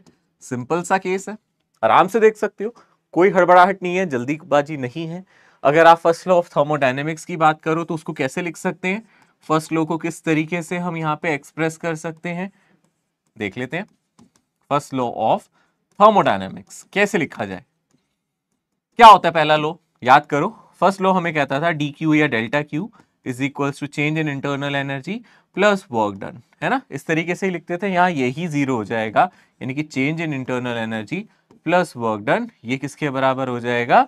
0 के, यानी कि यहां पे चेंज इन इंटरनल एनर्जी मेरा माइनस ऑफ वर्क डन के बराबर है, याद रखना, ठीक है ना। अगर यहाँ इंटरनल एनर्जी बढ़ रही है तो एक ही रीजन हो सकता है कि बाहर से कोई इस पे वर्क डन करे, इंटरनल एनर्जी घट रही है तो एक ही रीजन है कि आप अब कोई वर्क डन करो, यानी गैस कोई वर्क डन करे। अगर गैस कुछ भी वर्क डन करती है उसकी इंटरनल एनर्जी घट जाएगी, क्योंकि इसको बाहर से पैसे मिले नहीं।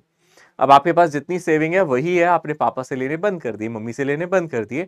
अब आप जो खर्चा कर रहे हो आपके अपने पैसों से कर रहे हो, आपके अपने पैसे घट जाएंगे, आपकी इंटरनल एनर्जी घट जाएगी अगर आप वर्क डन करोगे। और बाहर से अगर कोई वर्क डन आप पे करेगा, यानी कि आप नहीं खर्चा कर रहे, कोई आप पे खर्चा कर दे, तो आपकी इंटरनल एनर्जी बढ़ जाएगी, ठीक है ना, सिंपल है ना।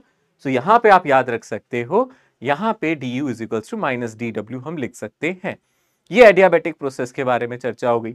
इसमें भी हम लोग वर्क डन कैलकुलेट कर सकते हैं, ठीक है ना। एडियाबैटिक प्रोसेस में भी हम लोग वर्क डन को कैलकुलेट कर सकते हैं, यानी कि मैं यहां लिख सकता हूं work done in this process, work done in adiabatic process. इस पे चर्चा करते हैं, एडियाबैटिक प्रोसेस में कितना वर्क डन किया जा रहा है, चलो इस पे डिस्कशन करते हैं, ठीक है।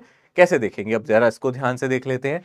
ओके, एडियाबैटिक प्रोसेस के बारे में आप समझ लेना, जैसे कि हम लोग बोलते थे आइसोथर्मल प्रोसेस में, हम लोग अगर ध्यान से देखें हम बोलते थे टेम्परेचर कांस्टेंट है, पीवी इक्वल्स टू कांस्टेंट है। तो एडियाबैटिक प्रोसेस पे क्या होता है, पीवी कांस्टेंट नहीं होता, यहाँ पे पीवी की पावर गामा कुछ कांस्टेंट होता है। गामा के बारे में भी डिस्कशन करेंगे, गामा को हम एडियाबैटिक कांस्टेंट कहते हैं, गामा को हम बोलते हैं एडियाबैटिक कांस्टेंट। इस पे डिस्कशन करेंगे, इसकी वैल्यू क्या होती है, एडियाबैटिक कांस्टेंट कहते हैं इसको, ठीक है ना। गामा क्या होता है इस पे अभी हम चर्चा करेंगे, पर अभी के लिए आप इसको कुछ कांस्टेंट मान के चले। मोनोएटमिक के लिए इसकी वैल्यू हमें पता होगी, डायटमिक के लिए इसकी वैल्यू पता होगी, ट्राइएटमिक के लिए हर हमें एटोमिसिटी बता दो, हम बता देंगे गामा क्या है। अभी के लिए इसको कुछ कांस्टेंट माने, यानी कि यहाँ पीवी कांस्टेंट नहीं है, यहाँ पीवी की पावर गामा कांस्टेंट है। और हम लोग जानते हैं जो गामा होता है ना वो 1 से बड़ा होता है, याद रखना गामा 1 से बड़ा होता है, चाहे मोनोएटमिक की बात करें, डायटमिक की बात करें, ट्राइएटमिक की बात करें, इसकी वैल्यू 1 से बड़ी मिलेगी आपको, ठीक है ना। चलो, अगर ऐसा कुछ है कांस्टेंट है और ये रिलेशन फॉलो होता है स्ट्रिक्टली एडियाबैटिक प्रोसेसेस में, ये चीजें फॉलो होती हैं, हम लोग जानते हैं ये स्ट्रिक्टली फॉलो होती हैं, तो यहाँ पे वर्क डन हम निकाल सकते हैं।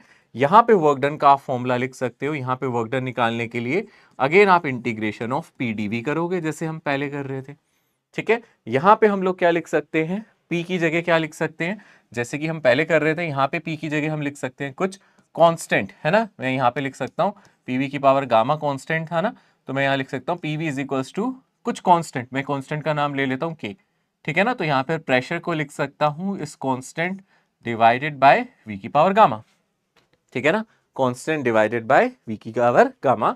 तो यहां से क्या आ जाएगा मेरा इंटीग्रेशन में, यहां पे k डिवाइडेड बाय v की पावर गामा dv, और फिर इनिशियल वॉल्यूम फाइनल वॉल्यूम, ठीक है ना। इस तरीके से आप लिख सकते हो।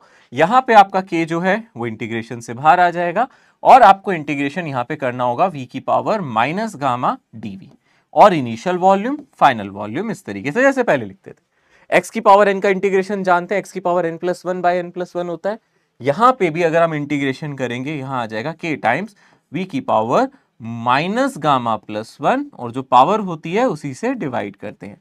इंटीग्रेशन में क्या होता है, पावर 1 से बढ़ जाता है, पावर नीचे ही आता है, तो यहाँ पावर 1 से बढ़ गया, पावर नीचे आ गया, देख सकते हो, है ना।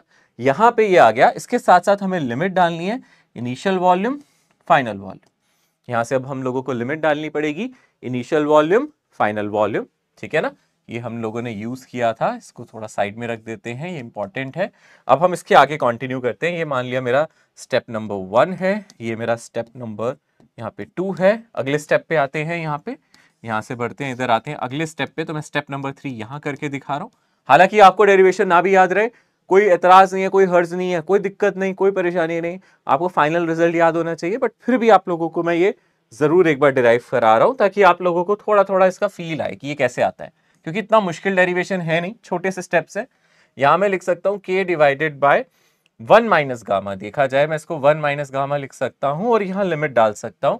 यहां से आ जाएगा v फाइनल की power 1 minus gamma minus v initial की पावर 1 माइनस गामा, है ना। मैंने इसको भी 1 माइनस गामा लिख दिया, पहले vf डाल दिया, फिर vi, final limit minus initial limit, ठीक है ना, बिल्कुल वैसे ही कर दिया। अब k को हम क्या कर सकते हैं, अंदर मल्टीप्लाई कर सकते हैं, यहां से आ जाएगा 1 डिवाइडेड बाय 1 माइनस गामा, और आप यहां लिख सकते हो k v फाइनल की पावर 1 माइनस गामा, और यहां से लिख सकते हो माइनस k v इनिशियल की पावर 1 माइनस गामा, ठीक है ना। ये आ गया, हमारा वर्क डन निकल के आ गया है ना, यही तो वर्क डन आ रहा है अभी तक हमारा। सो फार हमारा वर्क डन जो है वो ये आ रहा है, अभी तक जो हम लोगों ने किया है यहां तक वर्क डन हमारा आ गया। बस यहाँ पे के क्या है, अगर हम ध्यान से देखेंगे के है क्या, के डेफिनेटली हम लोगों को पता है के को हम लिख सकते हैं पीवी की पावर गामा, है ना। आप देख सकते हो के को हम क्या लिख सकते हैं, पीवी की पावर गामा, यानी कि हम लोग यहाँ पे क्या कर सकते हैं, मैं यहाँ पे सब्स्टिट्यूट कर सकता हूँ, ये 1 minus gamma as it is रहने देते हैं, यहाँ पे के की जगह के को मैं लिख सकता हूँ पी इनिशियल, यानी कि इसको मैं ये भी लिख सकता हूँ, के को ही मैं लिख सकता हूँ पी इनिशियल वी इनिशियल की पावर गामा, या फिर पी फाइनल, ठीक है ना, पी फाइनल वी फाइनल की पावर गामा, जो भी मैं चाहूँ। तो मैं यहाँ पे फाइनल है तो यहाँ पे लिख दूंगा पी फाइनल वी फाइनल की power gamma into V final की power 1 minus gamma, V final की पावर 1 माइनस गामा, यानी कि मैंने के की जगह ये लिख दिया है, और यहाँ के की जगह मैं लिख देता हूँ पी इनिशियल वी इनिशियल की पावर 1 माइनस गामा, ताकि सॉल्व करना आसान हो जाए। अब आप देखो बेस सेम होता है तो पावर ऐड हो जाती है, गामा गामा कट जाएगा, यहाँ भी कट जाएगा, यानी कि यहाँ से आ जाएगा 1 डिवाइडेड बाय 1 माइनस गामा, यहाँ से आ जाएगा पी फाइनल, ठीक है ना, यहाँ से आ जाएगा P final V final minus P initial V initial. तो यही मेरा वर्क डन आया, आप देख सकते हो यही मेरे वर्क डन का फॉर्मूला होता है, ठीक है ना। 1 divided by 1 minus gamma P final V final minus P initial V initial. But ऐसे ना थोड़ा सा हमें मजा नहीं आ रहा, पता है क्यों, क्योंकि 1 माइनस गामा एक नेगेटिव नंबर है, हमने बोला था गामा 1 से बड़ा है तो 1 में से गामा माइनस करोगे नेगेटिव आएगा ना, तो ऐसे में हम इसको पलट देते हैं और ऊपर भी पलट देते हैं, मतलब यहां से भी नेगेटिव साइन कॉमन, यहां से भी, तो यहां पे भी उल्टा कर देते हैं, न्यूमरेटर में भी और डिनोमिनेटर में भी, यानी यहां से लिख लेते हैं P initial V initial minus P final V final divided by, नीचे भी आप लिख दो गामा माइनस 1, ठीक है ना, नीचे आप लिख सकते हो गामा माइनस 1, और पीवी को आप एनआरटी भी कह सकते हो, इसको बोल सकते हो एनआरटी इनिशियल, इसको बोल सकते हो एनआरटी फाइनल, यानी कि आप इसको ऐसे भी लिख सकते हो NR T initial minus T final divided by gamma minus 1। तो ये जो फॉर्मूला लास्ट में नीचे लिखा है ये भाई साहब सबसे जरूरी फॉर्मूला है, यानी कि एडियाबैटिक में आपको ये वर्क डन का फॉर्मूला डायरेक्ट मिल गया। एडियाबैटिक के लिए आपको ये डायरेक्ट याद करना था, मैंने तो डिराइव करा दिया। अब डेरिवेशन आपको समझ में आती है तो बहुत अच्छी बात है, नहीं आती तो आपको ये डायरेक्ट याद रखना है, ये याद होना चाहिए, इसको याद रखना है अपने को, ठीक है ना, इसको याद रखना भाई, ठीक है ना, जैसे आइसोथर्मल के लिए किया था वैसे एडियाबैटिक के लिए, दोनों को याद रखना है अच्छे से, ठीक है। देख सकते हो यहाँ पे क्या आ रहा है, अगर हम ध्यान से देखें NR T initial minus final divided by gamma minus 1, यहाँ पे भी आप P initial V initial P final V final by gamma minus 1, ये वर्क डन एडियाबैटिक का है। यहाँ पे गामा क्या है, मैंने बोला एडियाबैटिक कांस्टेंट होता है, इसकी वैल्यू 1 से बड़ी होती है। यहाँ पे equation PV is equals to constant नहीं है, आइसोथर्मल में पी इंटू वी कांस्टेंट था, यहाँ पे पीवी कांस्टेंट नहीं है क्योंकि टेम्परेचर कांस्टेंट नहीं है, पीवी कांस्टेंट होता है आइसोथर्मल में, यहाँ होता है पीवी की पावर गामा कांस्टेंट, ठीक है ना। ये हमारी एडियाबैटिक की कंडीशन है, हम इस तरीके से लिख सकते हैं, okay.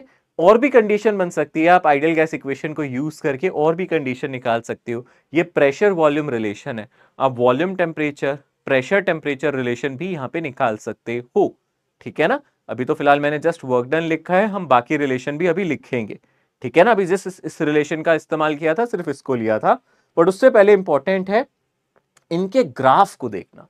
Adiabatic process versus isothermal process, दोनों में फर्क अगर हम ध्यान से देखेंगे काफी फर्क है भैया। एडियाबैटिक और आइसोथर्मल को अगर आप कंपेयर कर रहे हो काफी फर्क है, हम लोगों को पता है। अगर हम आइसोथर्मल यहाँ पे लिख दे, सपोज अगर हम यहाँ पे लिख दे आइसोथर्मल और यहाँ पे मैं लिख देता हूं एडियाबैटिक, यहाँ पे हम लिख देते हैं एडियाबैटिक, क्या फर्क है अगर हम दोनों को ध्यान से देखें आइसोथर्मल और एडियाबैटिक में। सबसे पहला डिफरेंस, आइसोथर्मल में डेल्टा टी 0 है, एडियाबैटिक में डेल्टा क्यू 0 है ना।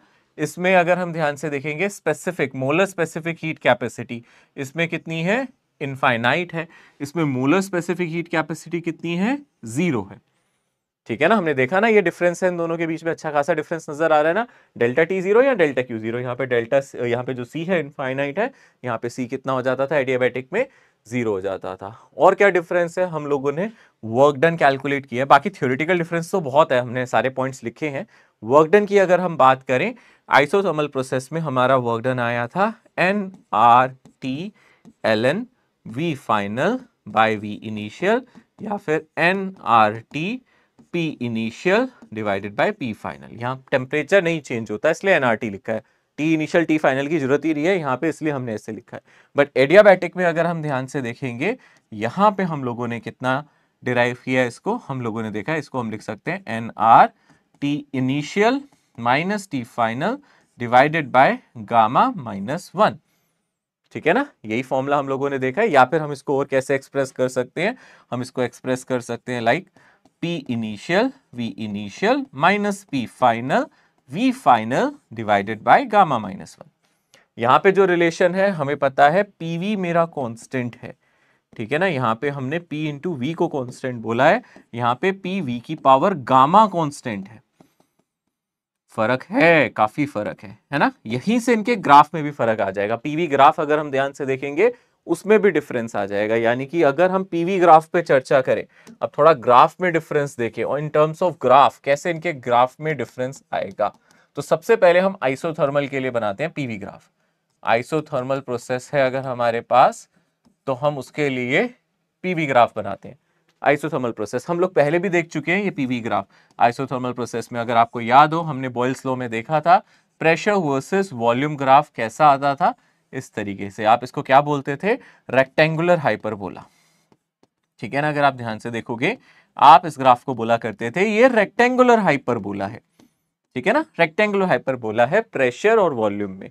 प्रेशर बढ़ेगा वॉल्यूम घटेगी, वॉल्यूम घटेगी प्रेशर बढ़ेगा, उल्टा सीधा जैसे भी आप करना चाहो, प्रेशर को घटाओ वॉल्यूम बढ़ाओ, प्रेशर को बढ़ाओ वॉल्यूम घटाओ, या फिर वॉल्यूम को बढ़ाओ प्रेशर घटाओ, वॉल्यूम को घटाओ प्रेशर बढ़ाओ। अब यहाँ पे एरो भी होगा, हो सकता है ये प्रोसेस आगे जा रही हो सकता है पीछे।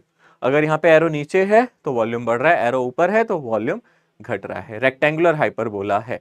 अच्छा, अब अगर आप ग्राफ बनाने की कोशिश करोगे, किसके लिए, ये तो हमारा आइसोथर्मल के लिए हो गया। अब आपका मन करे कि सर अब हमें एडियाबैटिक के लिए भी बनाना है, अगर यही ग्राफ अब आप एडियाबैटिक प्रोसेस के लिए बनाने की कोशिश कर रहे हो कि हमें एडियाबैटिक प्रोसेस में भी डिस्कस करना है कि एडियाबैटिक प्रोसेस में ग्राफ कैसा होता है, तो हमें पता है वहां pressure inversely proportional to V की पावर गामा है। यहाँ पे जो प्रेशर है वो इनवर्सली प्रोपोर्शनल है वी, इसलिए रेक्टेंगुलर हाइपरबोला आया। यहाँ वी की पावर गामा है और गामा वन से बड़ा है, यानी कि प्रेशर और जल्दी रिड्यूस होगा। ग्राफ यहां भी ऐसा ही होगा क्योंकि गामा मेरा पॉजिटिव है, वन से बड़ा है। अगर आप ग्राफ की बात करो, ग्राफ यहां भी सेम ऐसे ही दिखेगा। देखने में दोनों ग्राफ आइडेंटिकल नजर आ रहे हैं पर नहीं है। अगर मेरा गामा वन होगा तो ही हम इसको रेक्टेंगुलर हाइपरबोला कहेंगे, अदरवाइज शेप ऐसी है पर ये रेक्टेंगुलर हाइपरबोला नहीं है। इसकी शेप देखने में वैसी है पर रेक्टेंगुलर हाइपरबोला नहीं कहते। थोड़ा सा फर्क है इनमें जो अभी डिस्कस किया जाएगा जब मैं दोनों को एक साथ बनाऊं। अभी मैंने दोनों को एक साथ नहीं बनाया, अगर मैं दोनों को एक साथ बनाऊंगा तो हमें पता चलेगा किस तरीके का फर्क है इनमें।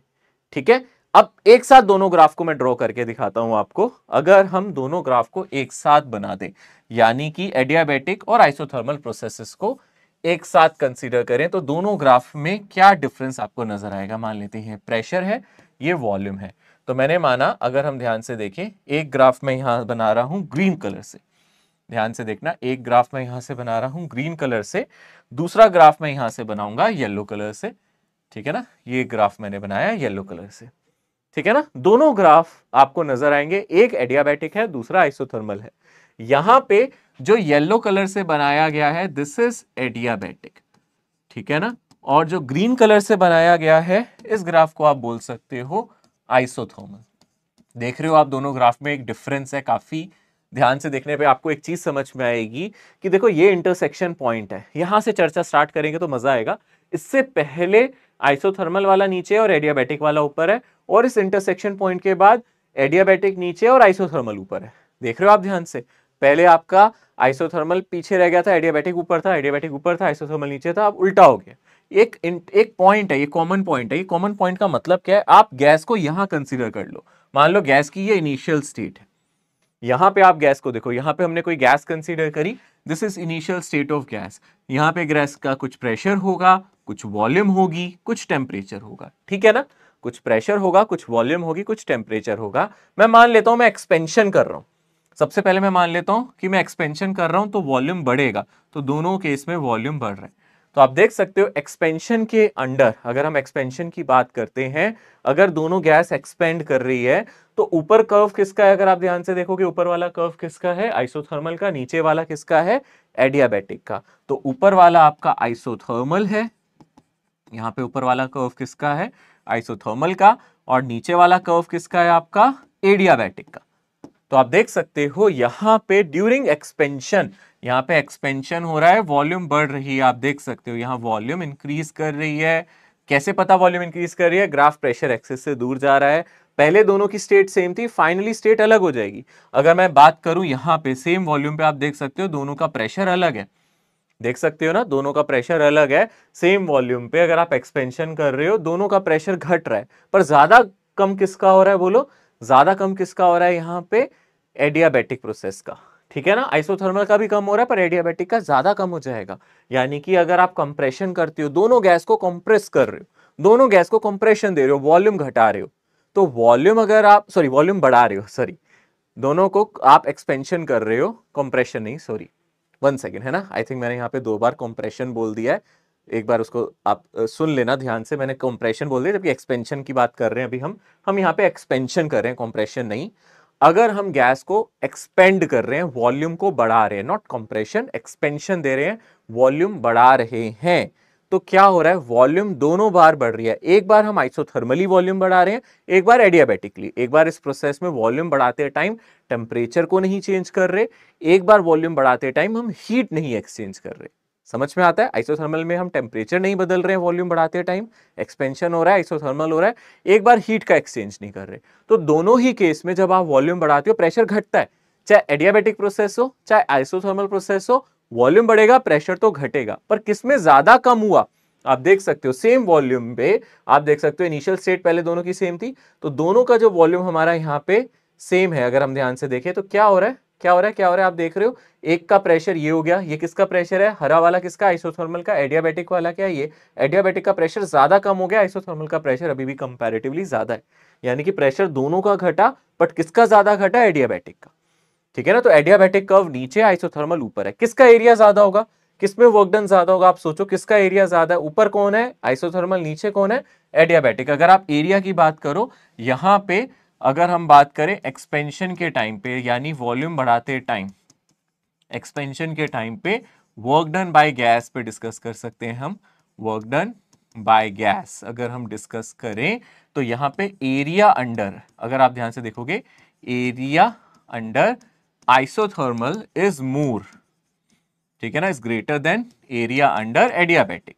आप देख सकते हो एरिया अंडर एडियाबैटिक, यानी कि किसमें वर्क डन ज्यादा हो रहा है, आप देख सकते हो गैस वर्क डन किसमें ज्यादा कर रही है, दोनों प्रोसेस में गैस वर्क डन कर रही है, पर वो आइसोथर्मल में ज्यादा कर रही है। तो यानी कि work done bye isothermal is greater than work done bye adiabatic. आया समझ में, ठीक है। तो यहां पे इनिशियल स्टेट ये थी, ये हमने गैस की इनिशियल स्टेट ली थी, यहां पे दोनों चीजें सब कुछ सेम है, इनिशियल स्टेट सेम है क्योंकि ओवरलैप कर रहा है ना कब, यानी कि एक गैस लिया, उसका प्रेशर वॉल्यूम टेम्परेचर लिया, एक बार एडियाबैटिक ली, एक बार आइसोथर्मल ली, दोनों बार इसको हमने एक्सपेंशन दिया। अब देंगे कंप्रेशन, यानी कि वॉल्यूम को घटाएंगे, यानी कि अब पीछे चलो, अब हम क्या कर रहे हैं, पीछे की तरफ चल रहे हैं, यानी कि अब हम कर रहे हैं कंप्रेशन, यहां पे अब हम कंप्रेशन कर रहे हैं। अब क्या होगा, वॉल्यूम को घटा रहे हो तो प्रेशर बढ़ेगा, अब वॉल्यूम को घटा रहे हो तो प्रेशर यहां पे बढ़ेगा। अब आप देख सकते हो वॉल्यूम को घटाने पे, अगर आप सेम वॉल्यूम पे कहीं चले जाओ, अभी तो वॉल्यूम सेम है ना, पीछे किसी सेम वॉल्यूम पे चले जाओ तो आप खुद देख सकते हो एडियाबैटिक का प्रेशर ज्यादा बढ़ गया, पहले दोनों का प्रेशर सेम था, एडियाबैटिक का प्रेशर ज्यादा बढ़ गया, आइसोथर्मल का प्रेशर कम बढ़ा है। आप अच्छे से ऑब्जर्व करो, जब हम एक्सपेंशन करते थे तो एडियाबैटिक का प्रेशर ज्यादा घट जाता था, यानी कि चेंज इन प्रेशर ज्यादा आता था, आइसोथर्मल में चेंज इन प्रेशर कम आता था। और उल्टा जा रहे हैं तो भी सेम कहानी है, उल्टा जा रहे हैं तो यहां पे बढ़ रहा है, पर किसका ज्यादा बढ़ रहा है, अगेन एडियाबैटिक का ज्यादा बढ़ रहा है और आइसोथर्मल का घट रहा है, यानी कि एडियाबैटिक का चेंज हमेशा ज्यादा ही है। एडियाबैटिक में जो चेंज आता है प्रेशर का, अगर हम वॉल्यूम को बढ़ाते हैं तो प्रेशर घटता भी ज्यादा उसमें है, वॉल्यूम को घटाते हैं तो प्रेशर बढ़ता भी ज्यादा एडियाबैटिक में है। तो इस केस में अब एडियाबैटिक का कर्व ऊपर है और यहां पे आइसोथर्मल का कर्व नीचे है, एडियाबैटिक का ऊपर है और आइसोथर्मल का यहां पे कर्व कैसा है, नीचे है। ठीक है ना। सो यहां पे अगर आप वर्क डन निकालोगे, आप देख सकते हो, अगर मैं एरिया अंडर देखूं, ऊपर वाला कर्व जो होता है उसका एरिया ज्यादा होता है, तो इस केस में एरिया अंडर कर्व एडियाबैटिक में ज्यादा है और आइसोथर्मल में कम है। यानी कि यहां पे कंप्रेशन के टाइम पे, अगर हम कंप्रेशन की बात करें, ड्यूरिंग कंप्रेशन के दौरान, यानी कि वॉल्यूम को घटाते टाइम, यहां वर्क डन ऑन गैस आएगा, वर्क डन ऑन गैस आएगा, क्योंकि गैस पे वर्क हो रहा है। क्योंकि अगर आप वर्क डन बाय गैस लिखोगे तो वो नेगेटिव आएगा। तो वर्क डन ऑन गैस किस में ज्यादा हो रहा है, अगर आप ध्यान से देखोगे, वो किस में ज्यादा हो रहा है, एडियाबैटिक, क्योंकि एडियाबैटिक ऊपर है। तो ये क्या है, एडियाबैटिक ग्रेटर देन आइसोथर्मल। तो जो का ऊपर होता है उसका वर्क डन ज्यादा होता है। तो यहां पे हमने क्या कंक्लूजन निकाले हैं इस पर्टिकुलर ग्राफ से, तो सिंपल सा कंक्लूजन है भैया, ये इंटरसेक्शन पॉइंट से पहले एडियाबैटिक ऊपर, इससे बाद एडियाबैटिक नीचे, इससे पहले आइसोथर्मल नीचे और इसके बाद आइसोथर्मल कर्व ऊपर। अगर आप एक्सपेंशन कर रहे हो, यहां से आगे देख रहे हो, दोनों ही गैस को यहां से एक्सपेंशन कर रहे हो, जब आप एक्सपेंशन कर रहे हो तो इनिशियल स्टेट सेम लो, तभी तो कंपेयर करोगे। तो अगर आप एक्सपेंशन कर रहे हो, वॉल्यूम बढ़ा रहे हो, तो ज्यादा वॉल्यूम किसका बढ़ रहा है यहां पे, अगर आप ध्यान से देखोगे, देखो इनिशियल ये है चेंज अगर आप ध्यान से देखोगे, जो चेंज इन वॉल्यूम है वो जो चेंज इन प्रेशर है वो एडियाबैटिक में क्या आ रहा है, ज्यादा आ रहा है। और जब आप इसको कंप्रेस कर रहे हो तो भी चेंज इन प्रेशर हमारा एडियाबैटिक में ही ज्यादा आ रहा है। दोनों ही केस में चेंज इन प्रेशर एडियाबैटिक में ज्यादा है, चाहे आप कंप्रेशन करो चाहे एक्सपेंशन करो। पर वर्क डन में उल्टा है, वर्क डन पहले आइसोथर्मल का ज्यादा था, एक्सपेंशन के टाइम वर्क डन आइसोथर्मल का ज्यादा है, क्योंकि आइसोथर्मल ऊपर है, और कंप्रेशन के टाइम आइसोथर्मल नीचे है, तो उस केस में वर्क डन आइसोथर्मल का कम है। इस तरीके के सवाल बार बार पूछे जा चुके हैं, तो ये कर्व इंपॉर्टेंट है, वेरी इंपॉर्टेंट, मैं लिख देता हूं। हालांकि आप लोगों को सारे ही ग्राफ इंपॉर्टेंट बताए जाते हैं, बट ये काफी इंपॉर्टेंट ग्राफ हो जाता है, और काफी क्वेश्चंस भी हम इस पर डिस्कस करेंगे। ठीक है ना। Okay, work done in adiabatic process, एक बार लास्ट फॉर्मूला दोबारा से मैं यहां पे आपको लिखवा देता हूं ताकि कोई कंफ्यूजन ना रहे। एडियाबैटिक का वर्क डन हमने ऑलरेडी लिखा है, NR T initial T final divided by gamma minus 1, या फिर P initial V initial P final V final divided by gamma minus 1। Gamma पे चर्चा भी की नहीं है हमने ज्यादा, बस हमने गामा के बारे में इतना बताया है कि गामा 1 से बड़ा होगा, चाहे मोनोएटमिक हो चाहे डायटमिक हो चाहे कोई भी हो, और हम लोगों को पता है इसको एडियाबैटिक कांस्टेंट कहते हैं। ठीक है ना, अभी हम सिर्फ इसको याद रखेंगे, एडियाबैटिक कांस्टेंट कहते हैं। ठीक है। और अगर हम ध्यान से देखें, एडियाबैटिक प्रोसेस में हम लोगों ने क्या सीखा था, पी वी की पावर गामा कांस्टेंट होता है। ठीक है ना, पीवी की पावर गामा कांस्टेंट होता है। ठीक है, हम आइडियल गैस इक्वेशन इसमें यूज कर सकते हैं, यानी कि PV is equals to NRT को मैं यहां यूज कर सकता हूं। ठीक है ना, यहां पे मैं प्रेशर की जगह क्या यूज कर सकता हूं, प्रेशर की जगह यूज कर सकता हूं एनआरटी डिवाइडेड बाय वी। ठीक है, जहां आप जानते हो एन आर कॉन्स्टेंट है। ठीक है ना, एन और आर कॉन्स्टेंट है, तो आप इसको कुछ कॉन्स्टेंट यानी कि कुछ के टाइम्स टी बाय वी लिख सकते हो। ठीक है ना, के इंटू टी बाय वी, और यहां पे सब्सिट्यूट कर सकते हो, यानी कि अगर पीवी की पावर गामा में हम यहां प्रेशर की जगह डाल दें कुछ constant times T divided by V into V की पावर गामा, तो आप देख सकते हो इसको क्या लिखा जा सकता है, के टाइम्स टी और वी की पावर हो जाएगा गामा माइनस 1, नीचे वी की पावर 1 है तो गामा माइनस 1, ये हमारा कांस्टेंट है। और अगर आप ध्यान से देखो राइट साइड कांस्टेंट है, और के भी तो कोई कांस्टेंट था, के भी तो हमने कोई कांस्टेंट चूज किया था, मैंने एनआर को के लिख दिया था, कोई कांस्टेंट है के, बोल्ट्जमैन कांस्टेंट मत समझ लेना बेटा, कोई ऐसी कांस्टेंट है, आप चाहो तो इसको कोई और कांस्टेंट सी लिख सकते हो। ठीक है ना, ऐसी इन जनरली कोई कांस्टेंट है, मैं यहाँ इसको के की जगह कोई और सिंबल लिख देता हूँ, पता चले आप बाद में इसको बोल्ट्जमैन कांस्टेंट समझ लो। ठीक है ना, ऐसा हो जाता है जल्दबाजी में, मैं कुछ सी लिख देता हूँ।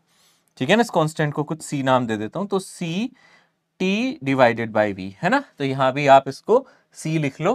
ठीक है ना, क्योंकि आप के बोल्ट्जमैन कांस्टेंट के लिए यूज करते थे, पता चले आप इसको बोल्ट्जमैन कांस्टेंट मान लो, तो यहाँ पे क्या हो जाएगा, अगर हम ध्यान से देखेंगे, यहाँ पे हम के की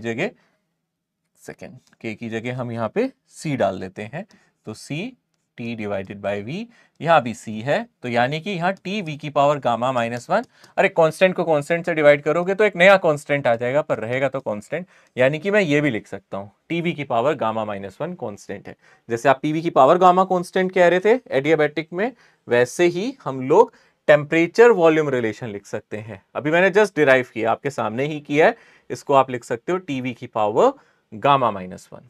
और अगर आप क्या करते, यहां पे आपने किसको एलिमिनेट किया, आपने प्रेशर को किया। अगर आप वॉल्यूम को एलिमिनेट कर लेते, आप देखो वॉल्यूम को क्या लिख सकते हो, आप लिख सकते हो NR T divided by P, यानी कि कुछ कांस्टेंट सी, मतलब एनआर को मैंने सी डाल दिया, टी बाई पी, ये भी कर सकते हो। यानी कि अगेन आप क्या कर सकते हो, दोबारा से पीवी की पावर गामा ले लो और पी की जगह अब आप क्या लिख दो, सॉरी वी की जगह अब आप क्या लिख दो, वी की जगह लिख दो टी बाई पी। तो टी बाई पी है ना, और कांस्टेंट भी है, constant into T by P, और इसकी पावर हमारी गामा है और ये कांस्टेंट है।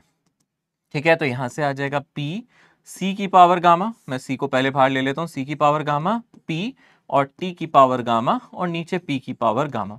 अब सी की पावर गामा है, कांस्टेंट की पावर कुछ भी रखो वो रहेगा तो कांस्टेंट ही, यानी कि है तो ये कांस्टेंट ही है ना, सी की पावर गामा है चाहे है तो ये कांस्टेंट ही। यहाँ पी की पावर वन है, यहाँ गामा है, तो यहाँ बन जाएगा पी की power one minus gamma T की पावर गामा और एक कांस्टेंट। फिर अगेन ये कांस्टेंट है, कांस्टेंट को यहाँ ले जाओ, कांस्टेंट ही रहेगा, यानी कि पी की power one minus gamma T की पावर गामा, ये भी कांस्टेंट है। तो इसको हम टेम्परेचर प्रेशर रिलेशन कह सकते हैं फॉर एन एडियाबैटिक प्रोसेस। तो यानी कि एडियाबैटिक प्रोसेस के लिए पहले पीवी की पावर गामा, टीवी की पावर गामा माइनस वन, या पी की power one minus gamma, T की पावर गामा कांस्टेंट होते हैं। ये हम लोग याद रख सकते हैं। ठीक है, सिंपल है, आसानी से देख सकते हैं, इसको याद रखना है हम लोगों को। ये रिलेशन नहीं भी याद रहे, आपको सिर्फ एक ही याद रख लो, पीवी की पावर गामा, बाकी आप वहां एक सेकंड में डिराइव कर सकते हो, कोई मुश्किल नहीं है। ठीक है, हालांकि अगर सारे याद हैं, आपके टिप्स पे हैं, तो बढ़िया है। ओके, नेक्स्ट है हमारी आइसोबारिक प्रोसेस। आइसोबारिक प्रोसेस यानी कि हमें पता चल जाएगा, यहां पे हम इसकी बात कर रहे हैं आइसोबार। आइसोबार का मतलब है कांस्टेंट टेम्परेचर, नहीं constant pressure, sorry constant pressure. Bar का मतलब प्रेशर, तो कांस्टेंट प्रेशर। आइसोथर्म का मतलब कांस्टेंट टेम्परेचर, तो यहां आइसोबार का मतलब कांस्टेंट प्रेशर। ठीक है ना, तो यहां आइसोबारिक प्रोसेस के बारे में एक एक करके हम डिस्कशन करते हैं। 1 सेकेंड।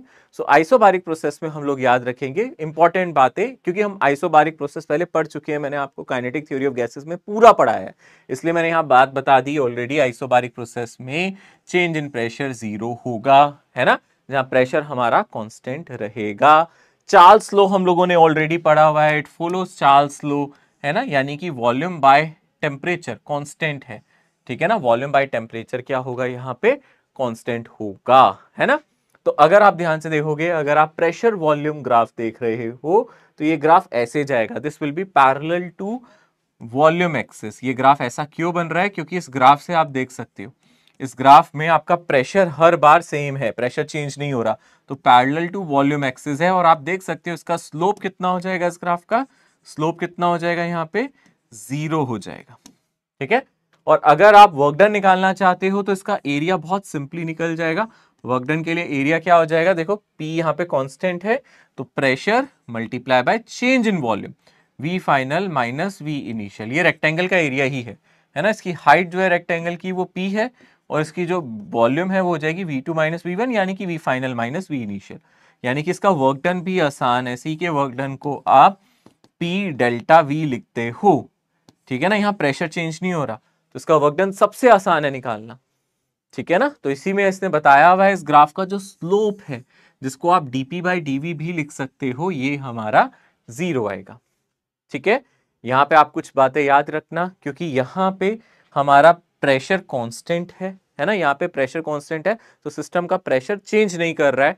यहाँ पे आप प्रेशर को चेंज नहीं कर रहे, तो बल्क मॉडुलस अगर आपको याद हो, हम इसको बीटा से लिखते थे, है ना। बल्क मॉडुलस अगर आपको याद हो तो हम लिखते थे delta P divided by delta V by V, यानी कि जो भी चेंज इन प्रेशर है, यहाँ सिर्फ प्रेशर नहीं होता था, चेंज इन प्रेशर होता था, divide by delta V by we.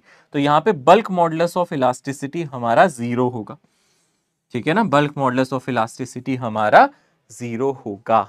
ठीक है ना, स्पेसिफिक हीट कैपेसिटी की अगर मैं बात करूं, स्पेसिफिक हीट कैपेसिटी यहां पे आपको नजर आएगा कुछ सीपी लिखा हुआ है। ये कैसे आया, ठीक है ना, ये सीपी कैसे आया इसके बारे में एक बार डिस्कशन मैं करता हूं। ये सीपी कैसे निकाला हम लोगों ने?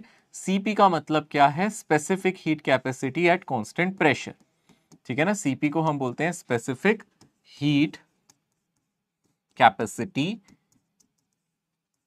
At constant pressure. किसी कांस्टेंट प्रेशर पे क्या स्पेसिफिक हीट कैपेसिटी होगी, इसी को हम लोग क्या डिफाइन कर रहे हैं?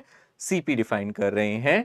सीवी अब अगर हम ध्यान से देखें, इसको हम बोलेंगे specific heat capacity at constant volume. CV को हम बोलेंगे specific heat capacity at constant volume. ये कांस्टेंट वॉल्यूम पे स्पेसिफिक हीट कैपेसिटी होगी, ठीक है ना। दोनों में फर्क है ना, एक कांस्टेंट वॉल्यूम, कांस्टेंट प्रेशर। तो सबसे पहले आप सीवी देखो, देखो सीवी ज्यादा आसान है समझना। सीवी का मतलब पता है क्या हो गया? वैसे सी का क्या मतलब होता है? वैसे हम सी जानते हैं, सी का मतलब होता है, ये मोलर स्पेसिफिक हीट है। जब भी यहां सिर्फ ऐसे लिख रहे हैं तो आप याद रखना ये दोनों मोलर है, क्योंकि ये पर यूनिट मास नहीं है, पर यूनिट मोल्स है।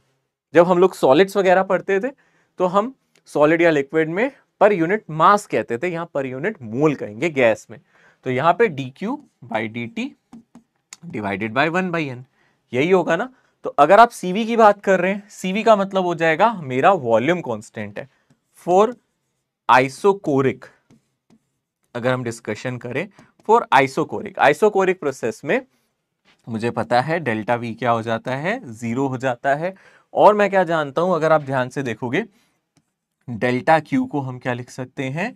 Delta U plus P delta we, ठीक है ना। ये होता है ना हमारा वर्क डन का फॉर्मूला। तो यहां पे ये वर्क डन क्या हो जाएगा? 0, वर्क डन 0 हो जाएगा आपका। तो अगर वर्क डन 0 हो जाएगा तो हम dq को क्या लिख सकते हैं? du लिख सकते हैं। dq को हम क्या लिख सकते हैं? यहाँ पे du लिख सकते हैं। यानी कि अगर हम आइसोकोरिक प्रोसेस की बात करें, आइसोकोरिक का मतलब जहां वॉल्यूम कांस्टेंट है, dq du प्लस pdv हो जाएगा और dv यहाँ पे 0 हो जाएगा, तो dq du के इक्वल हो जाएगा। आइसोकोरिक प्रोसेस है तो आप इसी को 1/n du बाय dt लिख सकते हैं। 1/n du बाय dt यहां पे लिख सकते हैं। और अगर आप ध्यान से देखोगे यहां पे इसका मतलब है आप du को लिख सकते हैं क्या? अगर आप n को उधर मल्टीप्लाई कर देंगे, n c डेल्टा t यानी कि dt। बट आप ध्यान से देखना, यहां c को सिर्फ c नहीं लिखा जाएगा, cv लिखा जाएगा। c को cv लिख देते हैं ताकि हमें पता चल जाए कि हम लोगों ने यहाँ पे वॉल्यूम कांस्टेंट की है, तो c की जगह नीचे सब्सक्रिप्ट में cv लिख देते हैं ताकि ये हम समझ जाएं ये molar specific heat at constant volume. तो यानी कि du को हम ncv डेल्टा t लिखते हैं, ये ऑलवेज ट्रू है, ठीक है ना। हम इसको ऑलवेज ट्रू कहते हैं। du को, चेंज इन इंटरनल एनर्जी को हम ncv dt लिख सकते हैं, ठीक है ना। दिस इज कॉल्ड सीवी अगर हम ध्यान से देखें। और अगर हम ध्यान से देखें वैसे है क्या, अगर हम इसको कैलकुलेट करें, हम लोगों ने इंटरनल एनर्जी का फॉर्मूला पढ़ा था, आपको याद है डिग्री ऑफ फ्रीडम में, F/2 nRT for n moles. हम लोगों ने ये इंटरनल एनर्जी का फॉर्मूला पढ़ा था, F/2 इंटरनल एनर्जी पर मोल्स, है ना, for n number of moles. For n number of moles हम लोगों ने ये फॉर्मूला पढ़ा था। For n number of moles ये हमारी इंटरनल एनर्जी होती है, ये हम लोग ऑलरेडी पढ़ चुके हैं। इंटरनल एनर्जी का ये फॉर्मूला होता है, याद है ना। इंटरनल एनर्जी को हमने ऐसे देखा था, अभी तो देखा है पिछले लेक्चर्स में, ठीक है, यही पढ़ा था। तो अगर आप ध्यान से देखोगे, इसको डिफरेंशिएट करो, अगर मैं यहाँ du लिखूं तो मैं इसको लिख सकता हूँ F/2 nR dt, है ना, ऐसे लिख सकता हूं। अब देखो मैं n से डिवाइड कर दूं, यहां से यहां du बाई dt कर दूं, dt को इधर ले जाऊं, 1/n ले जाऊं, तो ये बचा क्या मेरे पास? ये बचा मेरे पास सिर्फ F/2 r। क्या बचा मेरे पास? अगर आप ध्यान से देखोगे ये मेरे पास बचा F/2 r। सिंपली हम इसको क्या लिख सकते हैं? F/2 r। क्या यही मेरा CV है? इसी को तो हम स्पेसिफिक हीट कह रहे हैं, यानी कि CV को F/2 r भी आप लिख सकते हो। देख सकते हो कैसे कैसे एक्सप्रेस कर सकते हैं। CV को हम F/2 r भी लिख सकते हैं, ठीक है ना। ये क्या है? CV specific heat capacity at constant volume.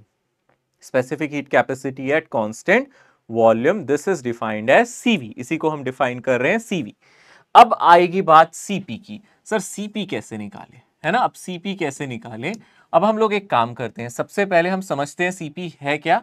Cp का मतलब है 1/n dq/dt, यानी कि ये एट कांस्टेंट प्रेशर, मतलब हम कांस्टेंट प्रेशर पे अगर हम dq/dt कर दें और डिवाइड बाय n कर दें तो ये Cp कहलाएगा।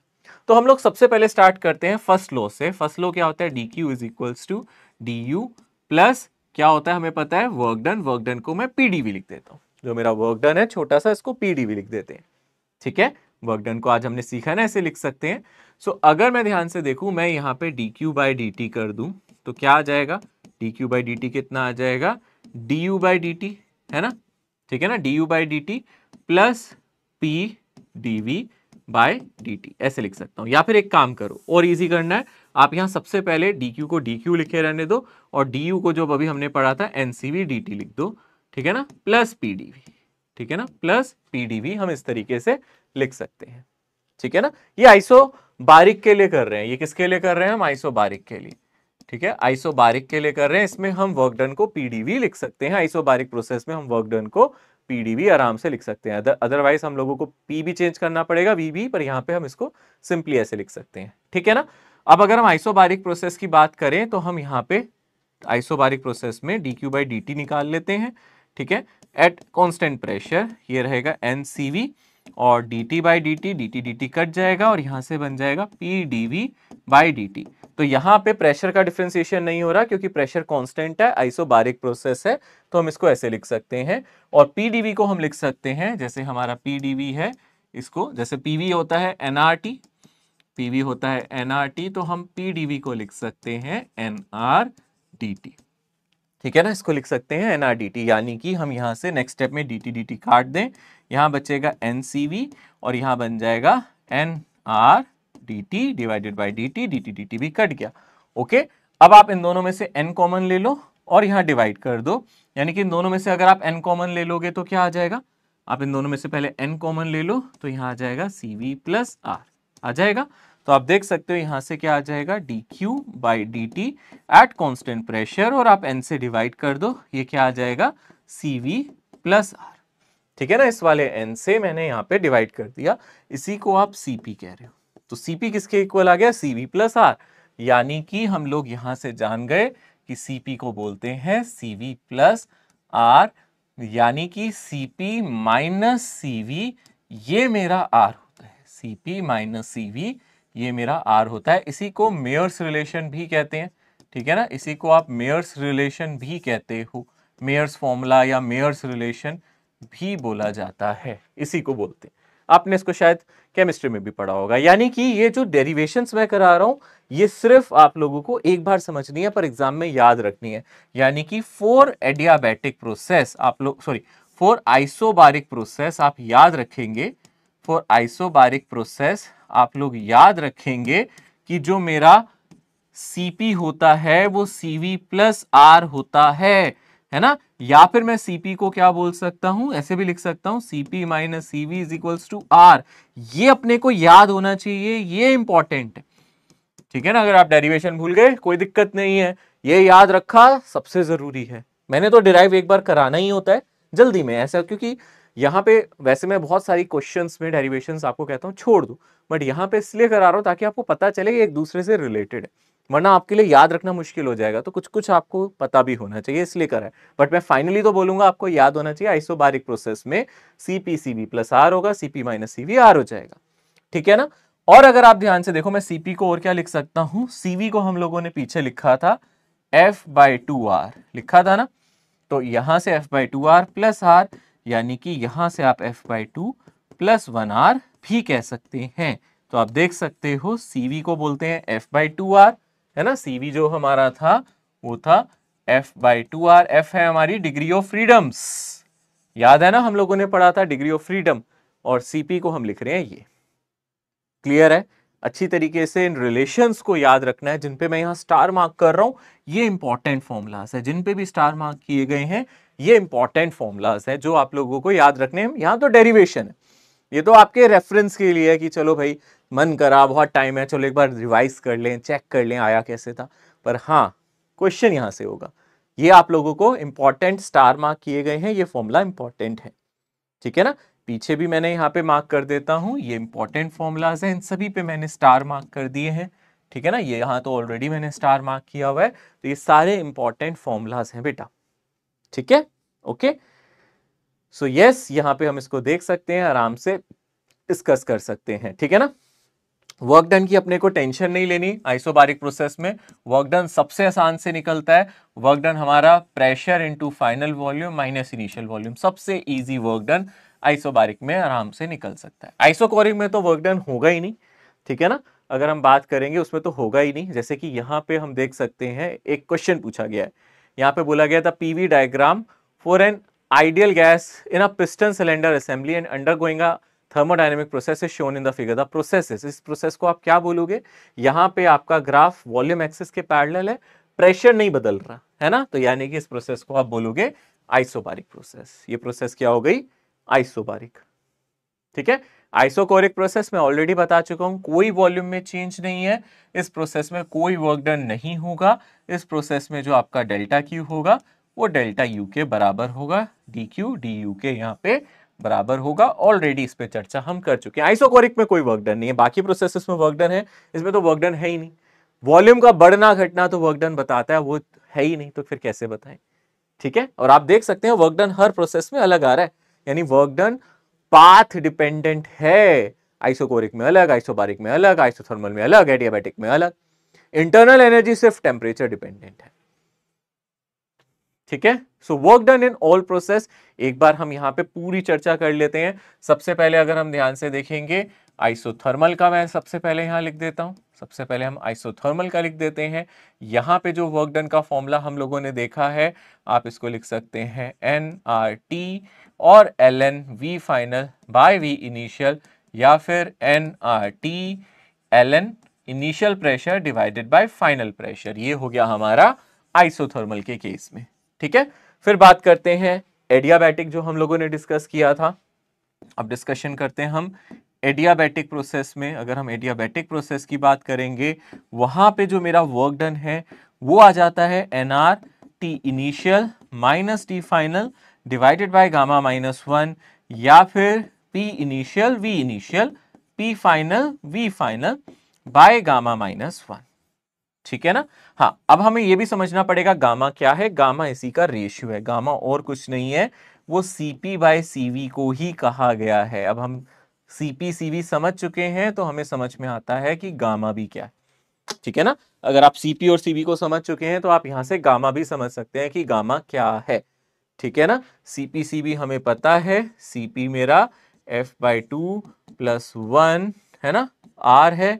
Cv की अगर हम बात करें, वो f/2r है, ठीक है ना। डिग्री ऑफ फ्रीडम के टर्म्स में आप इसको देख सकते हो। ये हो गया। इसके बाद अगर हम ध्यान से देखें, हम लोगों को अब पता है आइसोबारिक में भी हमने वर्क डन निकाला है। आइसोबारिक का वर्क डन सबसे आसान, आइसोबारिक का वर्क डन तो हमें पता है। अगर हमें निकालना है, प्रेशर तो कांस्टेंट है, final volume minus initial volume, volume final बड़ी है तो पॉजिटिव वर्क डन, नेगेटिव है तो कम हो जाएगा, वर्क डन नेगेटिव हो जाएगा। इसके बाद अगर हम बात करें आइसोकोरिक, आइसोकोरिक में तो वर्क डन होता ही नहीं है ना। अगर हम बात करें आइसोकोरिक में, तो आइसोकोरिक में तो मेरा वर्क डन क्या हो जाता है, जीरो। आइसोकोरिक में मेरा वर्क डन क्या हो जाता है, जीरो हो जाता है, ठीक है ना। सभी प्रोसेसेस में हम देख सकते हैं, ठीक है। गामा मेरा एडियाबैटिक गैस कांस्टेंट है, इसको Cp/Cv लिखते हैं।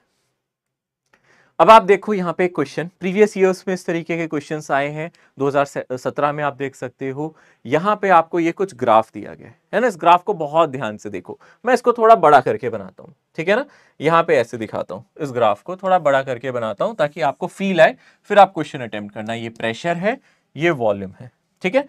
सबसे पहले इनिशियल स्टेट आपने सेम मान लिया। अब इस गैस को अलग अलग तरीके से आप एक्सपेंड कर रहे हो, मान लो ऐसे जा रहे हो, तो ये कैसा एक्सपेंशन है, वॉल्यूम बढ़ रहा है ना, एक्सपेंशन है ना, पर ये कैसा एक्सपेंशन है, वॉल्यूम बढ़ रहा है पर प्रेशर कांस्टेंट है, ठीक है ना। ये एक्सपेंशन है, वॉल्यूम बढ़ रहा है ना, एरो देखो ना, एरो इधर है, वॉल्यूम बढ़ रहा है। ये कैसा एक्सपेंशन है, अगर आप ध्यान से देखोगे, ये एक्सपेंशन मेरा कौन सा है, जल्दी से बोलो, ये एक्सपेंशन मेरा आइसोबारिक है। ये कैसी प्रोसेस है, आइसोबारिक।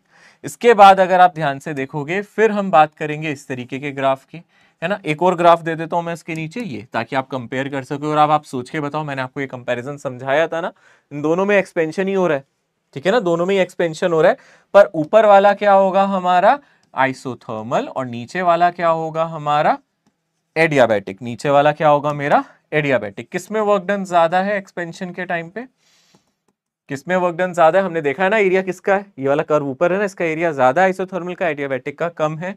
ठीक है, इसके बाद last but not the least ये वाला देख सकते हैं ऐसे, है ना। मान लो अब क्या हो रहा है, इसमें तो एक्सपेंशन ही नहीं हो रहा, यहाँ पे वॉल्यूम कांस्टेंट है ना। ये कौन सी प्रोसेस हो गई मेरी? आइसोबारिक, ओ सॉरी आइसोकोरिक, इसको हम बोलेंगे आइसोकोरिक, क्योंकि यहाँ पे वर्क डन हो ही नहीं रहा, यहाँ पे कोई वर्क डन हो ही नहीं रहा। सबसे ज्यादा जो वर्क डन है वो आइसोबारिक में है एक्सपेंशन के टाइम पे। यहां हम एक्सपेंशन पे डिस्कशन कर रहे हैं। फिर किसमें वर्क डन है? आइसोथर्मल में। फिर किसमें वर्क डन है? इनिशियल स्टेट सेम है सबकी। फिर किसमें वर्क डन है? एडियाबैटिक में। और सबसे कम वर्क डन किसमें है? आइसोकोरिक में, जिसमें वर्क डन 0 है। ठीक है, तो आप देख सकते हो यहाँ पे आप लोगों से कुछ पूछा गया है, आप इसका रिप्लाई कर सकते हो। देख सकते हो यहाँ पे फोर्थ प्रोसेस कौन सी होगी? ये वाली प्रोसेस फोर्थ है। ये कौन सी हो गई? आइसोबारिक। थर्ड प्रोसेस कौन सी हो गई? थर्ड प्रोसेस आपकी कौन सी हो गई? आप क्लियरली देख सकते हो, ऑब्वियस सी बात है, ये थर्ड प्रोसेस कौन सी है? सोचो सोचो, थर्ड प्रोसेस कौन सी है हमारी? आइसोथर्मल, है ना। फिर ये वाली प्रोसेस कौन सी है? एडियाबैटिक। और फिर ये वाली प्रोसेस कौन सी है हमारी? आइसोकोरिक। तो कौन सा आंसर ठीक है? प्रोसेस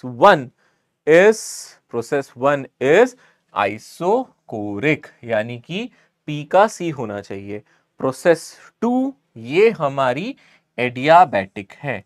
प्रोसेस 3 ये हमारी आइसोथर्मल है। प्रोसेस 4 ये मेरी आइसोबारिक है। कौन सा आंसर होगा जिसमें पी का हो सी, है ना, पी का हो सी, इन दोनों में ही पी का सी है। क्यू का क्या होना चाहिए हमारा? क्यू का होना चाहिए ए, यानी कि ऊपर वाला आंसर ठीक है। आर का आप देख सकते हो डी है, और आपका एस का आंसर बी है, यानी कि ये फर्स्ट ऑप्शन ही करेक्ट है। ठीक है, क्लियर है? अच्छे से ये समझ में आ गया होगा आप लोगों को।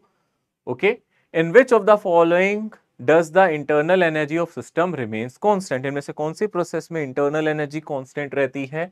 उस प्रोसेस को हम क्या बोलते हैं? इंटरनल एनर्जी जहां कांस्टेंट रहे, यानी कि du मेरा 0 रहे। ये कब होता है? जब टेम्परेचर कांस्टेंट होता है, यानी कि ये मेरी आइसोथर्मल प्रोसेस है। इंटरनल एनर्जी कांस्टेंट रहेगी आइसोथर्मल प्रोसेस में।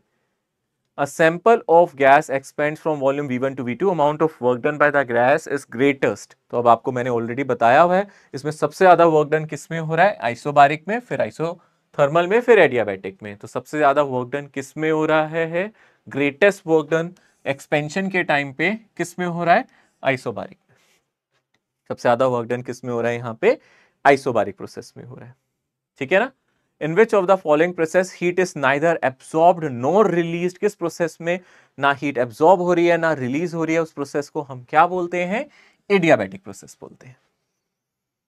ठीक है, in which of the following process heat is neither, हाँ ये तो हो गया ऑलरेडी, सॉरी ये डिस्कस हो गया है।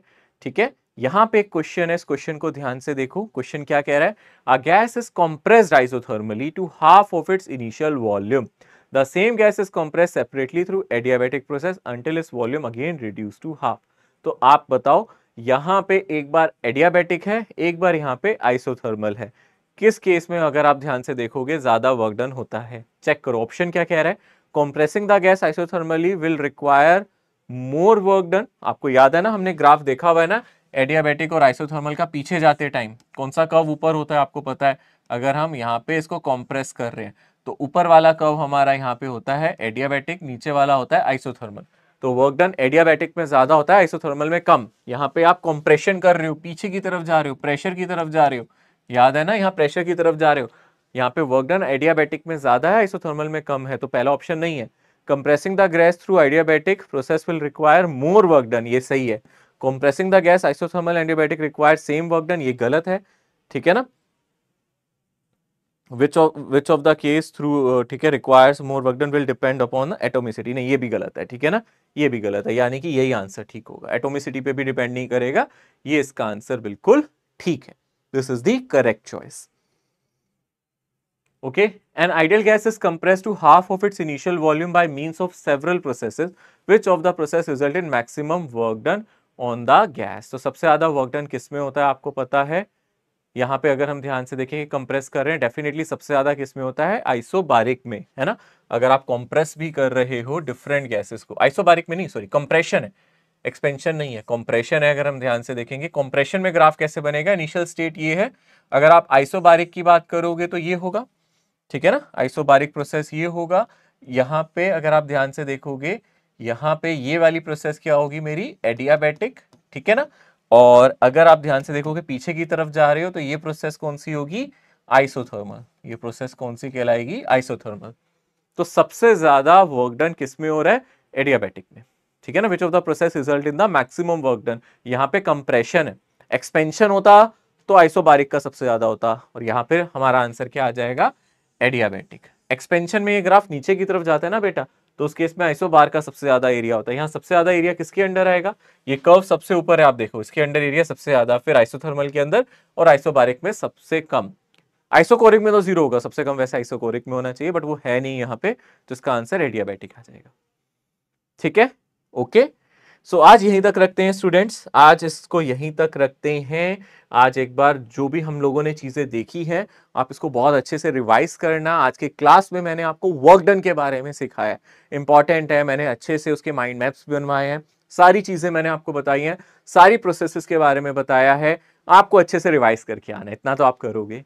आप घर से क्या कर सकते हो, आप डीपीपी अटेम्प्ट कर सकते हो, तो डीपीपी को आप अच्छे से सॉल्व करना, और जिस बच्चे के पास टाइम हो वो मॉड्यूल लगा सकता है ना, वो मॉड्यूल की एक्सरसाइज 1 को स्टार्ट कर सकता है, जितने क्वेश्चन मैक्सिमम हो जाए, कोई लोड नहीं लेना इसका। सबसे पहले आप डीपीपी सॉल्व करोगे एंड देन मॉड्यूल पे आप लोग आगे बढ़ोगे। तो आज का लेक्चर यहीं समाप्त होता है। उम्मीद है सारी चीजें अच्छे से क्लियर होती जा रही हैं, अब आपको डर नहीं लग रहा होगा, अब आपको सारी चीजें मैंने बताई हैं। नेक्स्ट क्लास में मैं गामा पे डिस्कशन करूंगा, मैं monoatomic, diatomic, triatomic, उनके लिए गामा निकालना सिखाऊंगा आप लोगों को। हमने डिग्री ऑफ फ्रीडम देखा है ना, जस्ट गामा निकालना सीखेंगे, बहुत सिंपल है, बस फॉर्मूला याद करके आना है आपको, ठीक है। अब हम नेक्स्ट क्लास में मिलेंगे, तब तक के लिए टेक केयर, अलविदा, bye bye, see you soon, bye bye.